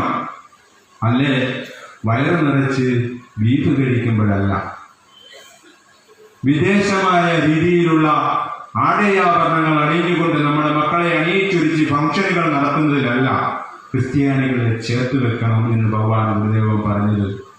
നമ്മുടെ കുട്ടികൾ മറ്റൊരു സമുദായത്തിലെ ആളുമായി സ്നേഹത്തിലായി അവരുമായി വിവാഹം കഴിക്കാൻ തയ്യാറായി കഴിയുമ്പോൾ നമ്മുടെ ആളുകൾ പറയാൻ തുടങ്ങും, ഗുരുദേവൻ പറഞ്ഞിട്ടുണ്ടല്ലോ, ഒരു ജാതി, ഒരു മതം, ഒരു ദൈവം. അതിനു മുമ്പ് ഇവരാരും ഇത് പറയില്ല. ശ്രദ്ധിച്ചിട്ടുണ്ടോ? ശാഖയിൽ വരാത്ത ആളുകളാണ് കൂടുതലും. നമ്മളെപ്പോലെയുള്ള ആളുകളുടെ കാര്യമല്ല പറയുന്നത്. ശാഖയിൽ വരാത്ത ആളുകൾ ഒട്ടനവധി ആളുകളുണ്ട്. എല്ലാ ശാഖയിലും ഞാൻ ശാഖാ സെക്രട്ടറിയാണെന്ന് ഇവിടെ പറയുകയുണ്ടായി. 10 വർഷമായിട്ട് കൂരാപ്പുഴ ശാഖയുടെ ചുമതല വഹിച്ചുകൊണ്ടിരിക്കുകയാണ്. നല്ല ധനാഢ്യരായിരിക്കും, സമ്പന്നരായിരിക്കും, വിദ്യാസമ്പന്നരായിരിക്കും. 10 വർഷത്തിനിടയിൽ അവരുടെ വീട്ടിൽ പോയിട്ട് ഗുരുദേവ സന്ദേശം പോയിട്ട് ഗുരുദേവ സൂക്തം പോയിട്ട് ഒന്നും കേൾക്കാത്ത, പിരിവും സ്വീകരിച്ച് തിരികെ പോരുമ്പോ ഒരു സുപ്രഭാതത്തിൽ അവർ വിളിക്കും, സെക്രട്ടറി വീട് വരെ വരണം. അതെ, എന്റെ കൊച്ച് കല്യാണമൊക്കെയായി കേട്ടോ. കൊള്ളാം, നമ്മളൊക്കെ പത്രിക എടുക്കാനായിട്ടായിരിക്കുമെന്ന്. അപ്പൊ പത്രികയുടെ കാര്യങ്ങളൊക്കെ എങ്ങനെയാണ്? പത്രിക നമുക്ക് ഇതിനും കുഴപ്പമില്ല, കുടിശ്ശിയൊക്കെ നമ്മൾ അടച്ചേക്കാം, പണമൊക്കെ അടച്ചേക്കാം. അത് അവൾ കൂടെ പഠിച്ച ഒരു പയ്യനുമായിട്ട് ഇഷ്ടത്തിലായിരുന്നു. അവരുമായിട്ട് അങ്ങ് കല്യാണം നടത്തി. അവിടെ ഇഷ്ടമല്ല, ഇനി അങ്ങ് നടത്തിയേക്കാം. മാത്രമല്ല, പിന്നെ നമ്മുടെ ഗുരുദേവൻ പറഞ്ഞിട്ടുണ്ടല്ലോ, ഒരു ജാതി ഒരു, ഇത് കേൾക്കുമ്പോഴാണ് നമ്മൾ തകർന്നു പോകുന്നത്. ഗുരുദേവൻ പറഞ്ഞിട്ടുണ്ടല്ലോ, ഒരു ജാതി ഒരു മതം ഒരു ദൈവം. പിന്നെ നമുക്ക് നടത്തുന്നതിനെന്നാ? അതവർ പറയാതിരുന്നാൽ മാത്രം മതിയായിരുന്നു. പ്രിയപ്പെട്ടവരെ, അവനവന്റെ മക്കള് ഇതര സമുദായത്തിൽ ആരാരെ വേണം, ഇന്ന് സ്വകാര്യ ജീവിതമാണ്. ആരാരെ വേണമെങ്കിലും വിവാഹം കഴിക്കുകയോ സ്വീകരിക്കുകയോ ഒന്നിച്ച് ലിവിങ് ടുഗദറിന്റെ കാലമാണ്. ഒന്നിച്ച് ജീവിക്കുകയോ ചെയ്തു കൊള്ളട്ടെ. അനാവശ്യ സന്ദർഭങ്ങളിൽ ഭഗവാനെ ഇതിനകത്തേക്ക് വലിച്ചയക്കരുത്. ഭഗവാൻ ജർമ്മൻകാരി മാർഗരേറ്റും പറവൂർക്കാരൻ കേശവനും തമ്മിലുള്ള വിവാഹം നടന്നു കഴിഞ്ഞപ്പോ ശിവഗിരിയിൽ വെച്ച് പറയുകയുണ്ടായി, പാശ്ചാത്യമെന്നോ പൗരസ്ത്യമെന്നോ ഭേദമില്ലാതെ ലോകം ഒന്നായിത്തീരുന്ന കാലം വരും. ഭഗവാൻ പറഞ്ഞതാണ്. മിശ്രവിഭാഗത്തിന് ഭഗവാൻ അനുകൂലമായിരുന്നു. നിങ്ങൾ ശ്രീനാരായണ ധർമ്മത്തിൽ പറഞ്ഞിട്ടുണ്ട്, നിങ്ങൾ നിങ്ങളുടെ പങ്കാളികളെ വിദ്യാലയങ്ങളിൽ നിന്ന് കലാലയങ്ങളിൽ നിന്ന് കണ്ടെത്തണം. ദേവപാല പാഠശാലയിൽ ഒരു ക്ലാസ് ഇതിനു വേണ്ടി കൊടുക്കുകയാണെങ്കിൽ കുട്ടികളെല്ലാം ക്ലാസ്സിന് വരും. കോളേജിൽ നിന്ന് പങ്കാളിയെ കണ്ടെത്താവുന്ന വലിപ്പരം സന്തോഷമുള്ള ഒരു കാര്യം ഇന്നത്തെ പിള്ളേർക്ക് ഉണ്ടാവാനുണ്ട്. ഭഗവാൻ പറഞ്ഞിരിക്കുന്നത് അതിനു വേണ്ടിയല്ല. ഭഗവാൻ പറഞ്ഞിരിക്കുന്നത് നമ്മുടെ പങ്കാളിയാകാൻ പോകുന്ന ആളിനോട്, നമ്മുടെ സാഹചര്യവും പങ്കാളിയാകാൻ പോകുന്ന ആളിന്റെ സാഹചര്യവും സമരസപ്പെടുന്നതാണോ എന്ന് ബോധ്യം വരുത്തുന്നതിന് വേണ്ടി, പരസ്പരം അനുരാഗമുണ്ടാകുന്നതാണോ എന്നുള്ള ബോധ്യമുണ്ടാകുന്നതിന് വേണ്ടി പരസ്പരം സംസാരിച്ച് ധാരണപ്രകാരം വിവാഹത്തിലേക്ക് എത്തുവാനുള്ള സന്ദേശമായിട്ടാണ് ഭഗവാൻ പറയുന്നത്. ഭഗവാന്റെ മഹാസമാധി മന്ദിരം നിർമ്മിച്ചു നൽകിയ MP മൂത്തേടത്ത് പാറൻ മൂത്തേടത്ത് ആലുവ അദ്വൈതാശ്രമത്തിൽ ഭഗവാനെ കാണാൻ ചെന്നപ്പോ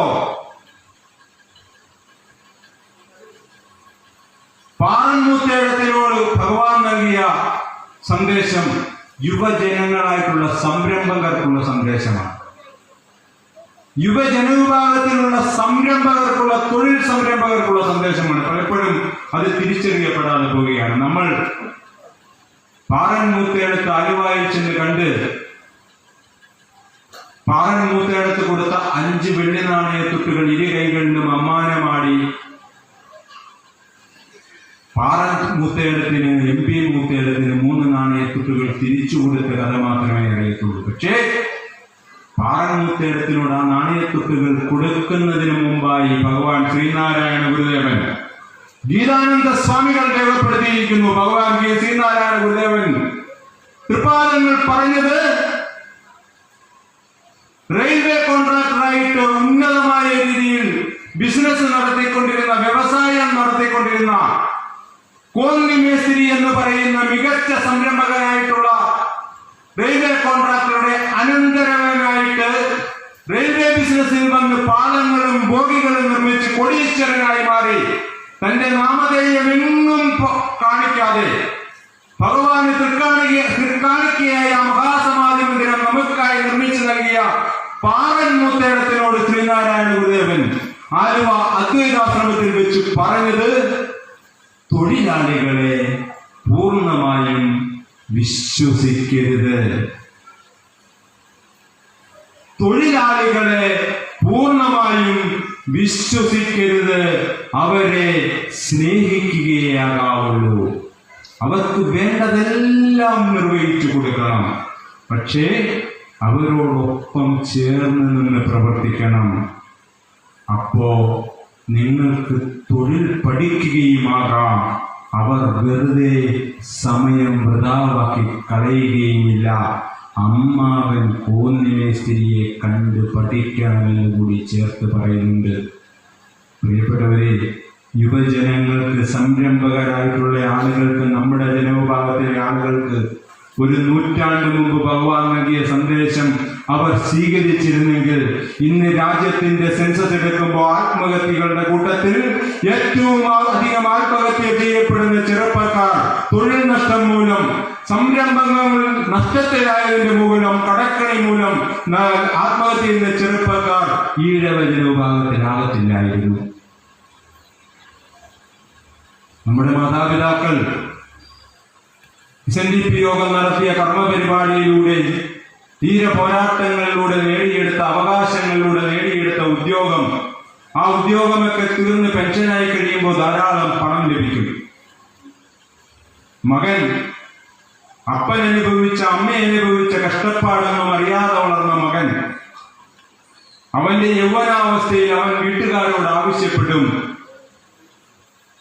മറ്റു ജോലിയൊന്നും കിട്ടാതെ വരുമ്പോ നമുക്കൊരു വ്യവസായം തുടങ്ങാം, ഒരു കച്ചവടം തുടങ്ങാം അച്ഛാ, അമ്മേ ഒന്ന് പറയും, എനിക്കൊരു ബിസിനസ് നടത്തണം. അങ്ങനെ അവർ അവരുടെ രക്തം വിയർപ്പാക്കി നേടിയ സമ്പാദിച്ചെടുത്ത ഒരു മകനും മകളും ഉണ്ട് എങ്കിൽ ആ സമ്പാദിച്ചെടുത്ത പണം മുഴുവൻ, അവർ റിട്ടയർമെന്റിൽ കിട്ടിയിട്ടുള്ള ആ പണം മുഴുവൻ ആ മകനെ വിശ്വസിച്ചുകൊണ്ട് തൊഴിൽ സംരംഭം തുടങ്ങുന്നതിന് വേണ്ടി സ്നേഹപൂർവം കൊടുക്കും. നാട്ടിൽ നടന്നുകൊണ്ടിരിക്കുന്നതാ.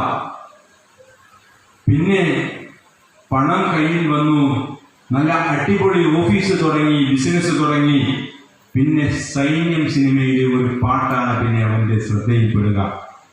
ബാഗി ജീൻസും ഷൂസും അണിഞ്ഞ് ടൗണിൽ ചെത്തി നടക്കാം, 100cc ബൈക്കും വേണം, അതിലൊരു പൂജാപട്ടും വേണം. നല്ല മിടുക്കനായിട്ട് ഇത്ര മാത്രമേ അവൻ ചിന്തിക്കത്തുള്ളൂ. അവൻ അവന്റെ കച്ചവട സ്ഥാപനം അവിടെയിട്ട് ഒരു വില കൂടിയ ബൈക്കും മേടിച്ച്, അല്ലെ ഒരു വാഹനവും മേടിച്ച് സുന്ദരിയായ ഒരു പെൺകുട്ടിയോടൊപ്പം നാട് വിട്ടാൻ ഇറങ്ങും. സംഭവിക്കുന്ന കാര്യമാണ്, ഇവന്റെ ബിസിനസ് ഇവിടെ പൊളിയാൻ തുടങ്ങും. ബിസിനസ്സിൽ ശ്രദ്ധിക്കാതെ ബിസിനസ് പൊളിയാൻ തുടങ്ങും.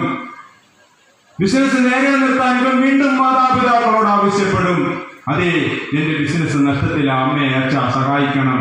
പണയപ്പെടുത്താൻ തുടങ്ങും, വീടിന്റെ ആധാരം വെക്കും. മകളെ കെട്ടിക്കുവാൻ വെച്ചിരിക്കുന്ന പൊന്നോമന മകളെ കല്യാണം കഴിപ്പിച്ചു വിടാൻ വേണ്ടി ആ അച്ഛനും അമ്മയും ചുരുക്കൂട്ടി വെച്ചിരിക്കുന്ന ധനം മുഴുവൻ തന്റെ മകനെ നേരെ നിർത്താൻ വേണ്ടി കൊടുക്കും. ഒന്നിലും അവൻ രക്ഷപ്പെടുകയില്ല. അവൻ അവന്റെ തൊഴിലാളിയെ, അവന്റെ കൂടെയുള്ള സ്റ്റാഫിനെ പൂർണ്ണമായും വിശ്വസിച്ചുകൊണ്ട് അവനവന്റെ സംരംഭം മുഴുവൻ അവരെ ഏൽപ്പിച്ചുകൊണ്ട് രാജ്യം ചുറ്റുമ്പോ, ലോകം ചുറ്റുമ്പോ, പട്ടണം കാണുമ്പോ പ്രിയപ്പെട്ടവരെ നഷ്ടപ്പെടുന്നത് ആ മാതാപിതാക്കൾക്കാണ്. കാലമേറെ കഴിയുന്നതിന് മുമ്പ് വലിയ കടക്കണിയിൽപ്പെട്ട് ഒരു കുടുംബം ഒന്നടങ്കം ആത്മഹത്യ ചെയ്ത് കഴിയുമ്പോഴേ സമീപത്തുള്ള ആളുകൾ പോലും ഇതിന്റെ കാരണം അന്വേഷിക്കുകയുള്ളൂ. ആ കാരണം അന്വേഷിക്കുന്നവർക്കുള്ള ഉത്തരമാണ് ഒരു നൂറ്റാണ്ട് മുമ്പ് പാറൻ മൂത്തേടത്തിനോട് ശ്രീനാരായണ ഗുരുദേവൻ പറഞ്ഞത്. മഹാമന്ത്രമായി ഇന്നത്തെ യുവജനം സ്വീകരിക്കേണ്ടത് തൊഴിലാളിയെ പൂർണ്ണമായും വിശ്വസിക്കരുത്, അവരെ സ്നേഹിക്കുകയാവുള്ളൂ, അവർക്ക് വേണ്ടതെല്ലാം നിർവഹിച്ചു കൊടുക്കണം, പക്ഷേ അവരോടൊപ്പം ചേർന്ന് പ്രവർത്തിക്കണം. നിങ്ങൾക്ക് തൊഴിലും പഠിക്കാം, നിങ്ങളുടെ സംരംഭം നഷ്ടത്തിലാവുകയില്ല. ഇതൊക്കെയാണ് നവോത്ഥാന സന്ദേശത്തിന്റെ ആധുനികവൽക്കരണത്തിൽ നമ്മൾ ചിന്തിക്കേണ്ടത്. ഇന്നത്തെ ഭൗതിക സാഹചര്യത്തിൽ നമ്മൾ നിലനിൽക്കണമെങ്കിൽ ഭഗവാൻ ശ്രീനാരായണ ഗുരുദേവൻ അരുളി ചെയ്ത മഹാമന്ത്രങ്ങളുടെ പൊരുളുകൾ, SNDP യോഗത്തിന്റെ കർമ്മധീരമായ പദ്ധതിയുടെ പൊരുളുകൾ നമ്മൾ മനസ്സിലാക്കിയെടുക്കുക. നാഗമ്പടത്തെ പുണ്യഭൂമിയിൽ TK മാധവന്റെ നേതൃത്വത്തിൽ SNDP യോഗത്തിന്റെ സർട്ടിഫിക്കറ്റുകൾ വിതരണം ചെയ്തു. ശ്രീനാരായണ തീർത്ഥസ്വാമികൾ കുട്ടനാട്ടിൽ സംഘടിപ്പിച്ചുകൊണ്ടിരുന്ന മഹായോഗങ്ങളെ SNDP യോഗത്തിൽ ലയിപ്പിച്ചു. സത്യവ്രത സ്വാമികൾ നടത്തിക്കൊണ്ടിരുന്ന മഹാപ്രഘോഷണങ്ങൾ കേട്ട് SNDP യോഗത്തിന്റെ അംഗങ്ങളായി ചേർന്ന ആളുകൾ TK മാധവന്റെ യോഗം സെക്രട്ടറി സ്ഥാനം അലങ്കരിക്കുന്ന കാലത്ത് 50,000-ലധികം ആളുകളെ ചേർത്തുകൊണ്ടുള്ള SNDP യോഗത്തിന്റെ വിപുലീകരണത്തിൽ കലാശിച്ചു. അങ്ങനെ നാഗമ്പടത്തെ തേന്മാവിൻ ചൂട്ടിൽ ഭഗവാൻ ശ്രീനാരായണ ഗുരുദേവൻ 26 നമ്പർ മറയപ്പള്ളി ശാഖയ്ക്ക് ഉൾപ്പെടെയുള്ള 107 ശാഖകൾക്ക് ഭഗവാന്റെ തൃക്കരങ്ങളാൽ സർട്ടിഫിക്കറ്റ് നൽകി. ആ സർട്ടിഫിക്കറ്റ് ഒക്കെ നൽകി വിശ്രമിക്കുന്ന അവസരത്തിലാണ് രണ്ടുപേര് ചെന്ന് ഒരു കാര്യം ഉണർത്തിക്കുന്നത്. വല്ലഭശ്ശേരി ഗോവിന്ദൻ വൈദ്യരും ടി കെ കിട്ടൻ റൈറ്ററും വിശ്രമിച്ചുകൊണ്ടിരുന്ന ഭഗവാൻ ശ്രീനാരായണ ഗുരുദേവന്റെ അടുത്ത് സമീപത്ത് ചെന്ന് പറഞ്ഞു, ഭഗവാനെ, ഒരു കാര്യം ഉണർത്തിക്കാനുണ്ട്.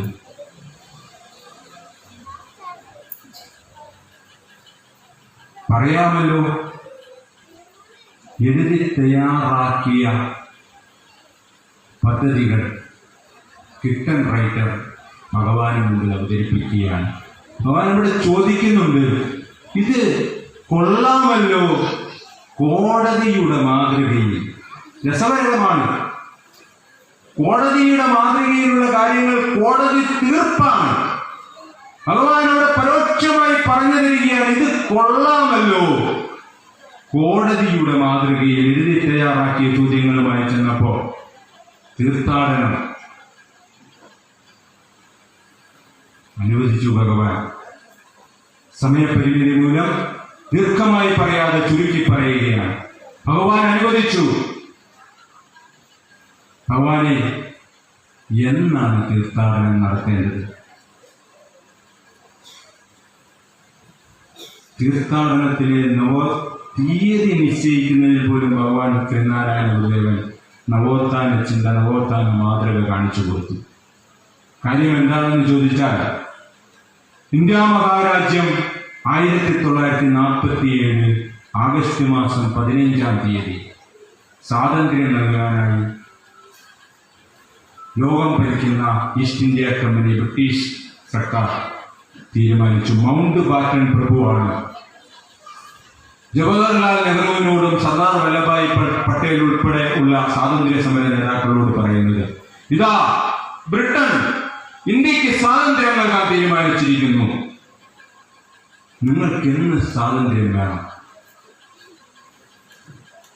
നിരീശ്വരവാദിയായിട്ടുള്ള പണ്ഡിറ്റ് ജവഹർലാൽ നെഹ്റു, യുക്തിവാദിയായിട്ടുള്ള പണ്ഡിറ്റ് ജവഹർലാൽ നെഹ്റു നേരെ പോയത് ജോത്സ്യന്റെ അടുത്തേക്കാണെന്നാണ് ചരിത്രം പറയുന്നത്. കബഡി നിരത്തിയിട്ട് പറഞ്ഞു, അത് സ്വാതന്ത്ര്യം ഇന്ത്യക്ക് കിട്ടുന്നത് 1947 ആഗസ്റ്റ് 15-ാം തീയതി അർദ്ധരാത്രിക്കായിക്കൊള്ളട്ടെ, മറ്റാരും അറിയത്തില്ലല്ലോ.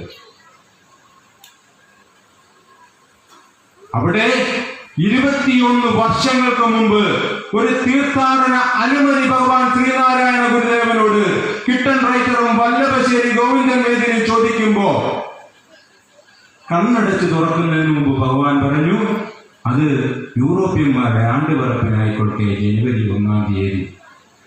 പ്രിയപ്പെട്ടവരെ, തീർത്ഥാടനത്തിന്റെ നവോത്ഥാന ചിന്ത, വിദ്യാഭ്യാസം, ശുചിത്വം, ഈശ്വരഭക്തി, സംഘടന, കൃഷി, കച്ചവടം, കൈത്തൊഴിൽ, ശാസ്ത്ര സാങ്കേതിക വിദ്യ, SNDP യോഗത്തിന്റെ 1ാമത് വാർഷികത്തിൽ അവതരിപ്പിക്കപ്പെട്ടിട്ടുള്ള 4 വിഷയങ്ങളെ ഇതാ 8 വിഷയങ്ങളാക്കി വീണ്ടും പരിപോഷിപ്പിച്ചുകൊണ്ട് ഒന്നുകൂടി ഊട്ടി ഉറപ്പിച്ചുകൊണ്ട് ഭഗവാൻ പറയുന്നു, ശിവഗിരി തീർത്ഥാടനത്തിന്റെ ലക്ഷ്യം വിദ്യാഭ്യാസം, ശുചിത്വം, ഈശ്വരഭക്തി, സംഘടന, കൃഷി, കച്ചവടം, കൈത്തൊഴിൽ, ശാസ്ത്ര സാങ്കേതിക വിദ്യ.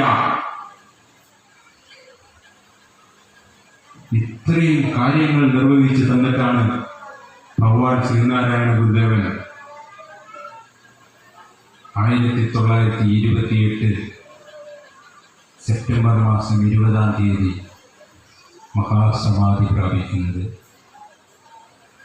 നവോത്ഥാനവും ശ്രീനാരായണ പ്രസ്ഥാനങ്ങളും എന്ന വിഷയത്തെ സംബന്ധിച്ച് ചർച്ച ചെയ്യപ്പെടുമ്പോ ഭഗവാൻ ശ്രീനാരായണ ഗുരുദേവന്റെ മഹാമന്ത്രങ്ങളെ, ഭഗവാൻ ശ്രീനാരായണ ഗുരുദേവന്റെ ഭൗതിക മന്ത്രങ്ങളെ, ആത്മീയ കൃതികൾ ഒട്ടനവധിയായി ധാരാളം പണ്ഡിത ശ്രേഷ്ഠർ നിങ്ങൾക്കിവിടെ ദിനം പ്രതിതോറും പറഞ്ഞു തരികയാണ്. കൃതിപഠനത്തിന് ഞായറാഴ്ച തോറും ഈ ശാഖയിൽ പദ്ധതികൾ ആവിഷ്കരിച്ചിട്ടുണ്ട്. ഭഗവാനെ മനസ്സിലാക്കി ഭഗവാനെ ഹൃദയത്തിൽ എത്തിയെടുക്കുന്നതിന് വേണ്ടി ഭഗവാന്റെ ആത്മീയ കൃതികൾ, ഭഗവാന്റെ ദാർശനിക കൃതികൾ, ഭഗവാന്റെ കാവ്യ സങ്കല്പങ്ങൾ ഹൃദയസ്ഥമാക്കുന്നതിനൊപ്പം പ്രിയപ്പെട്ടവരെ ഭൗതിക സാഹചര്യം മെച്ചപ്പെടുത്തുന്നതിന് വേണ്ടി ഭഗവാൻ ശ്രീനാരായണ ഗുരുദേവൻ നമ്മളെ നേർവഴിക്ക് നയിക്കുന്നതിന് വേണ്ടി നീ ഉഴപ്പാതെ, നീ അലോസരപ്പെടാതെ, നീ അലസനാകാതെ നിന്റെ കുടുംബത്തെ നേർവഴിക്ക് നയിക്കുന്നതിന് വേണ്ടി പറഞ്ഞു തന്നിട്ടുള്ള മഹാമന്ത്രങ്ങൾ കൂടി നിങ്ങൾ ഉൾക്കൊള്ളുകയാണ് എങ്കിൽ ശ്രീനാരായണ ധർമ്മപരിപാലന യോഗം എന്ന ബൃഹത്തായ സംഘടനയുടെ കർമ്മ പദ്ധതികൾ നിങ്ങൾ ഹൃദയത്തിൽ ഏറ്റെടുക്കുകയാണെങ്കിൽ ജീവിതത്തിൽ നിരാശപ്പെടേണ്ടി വരികയില്ല. ജനാധിപത്യ സംവിധാനത്തിലുള്ള ധർമ്മപരിപാലന യോഗം, ജനാധിപത്യ സംവിധാനത്തിൽ ഭഗവാൻ സംസ്ഥാപനം ചെയ്തിട്ടുള്ള ധർമ്മസംഘം, ഭഗവാന്റെ തിരുവള്ളത്തു നിന്നും മൂറിയ ഈ രണ്ട് സംഘടനകൾ ആത്മീയവും ഭൗതികവുമായിട്ടുള്ള സാഹചര്യങ്ങൾ നമുക്ക് മെച്ചപ്പെടുത്തുന്നതിന് വേണ്ടിയുള്ള കാര്യങ്ങൾ ക്രമീകരിക്കുമ്പോൾ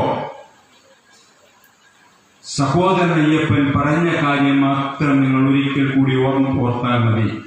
ഇതിൽ അണിചേരുന്നതിന് വേണ്ടി ധർമ്മസന്തതികളെ നിങ്ങൾ ഉണരുവിൻ. നിങ്ങളിൽ വിശ്വം ജയിക്കാനുള്ള മംഗള മഹാശക്തി ഉറങ്ങിക്കിടക്കുന്നു. ഉണർന്ന് സജ്ജരായി മുന്നോട്ട് പായുവിൻ. തകർന്ന് തരിപ്പണമാകട്ടെ തടസ്സങ്ങൾ.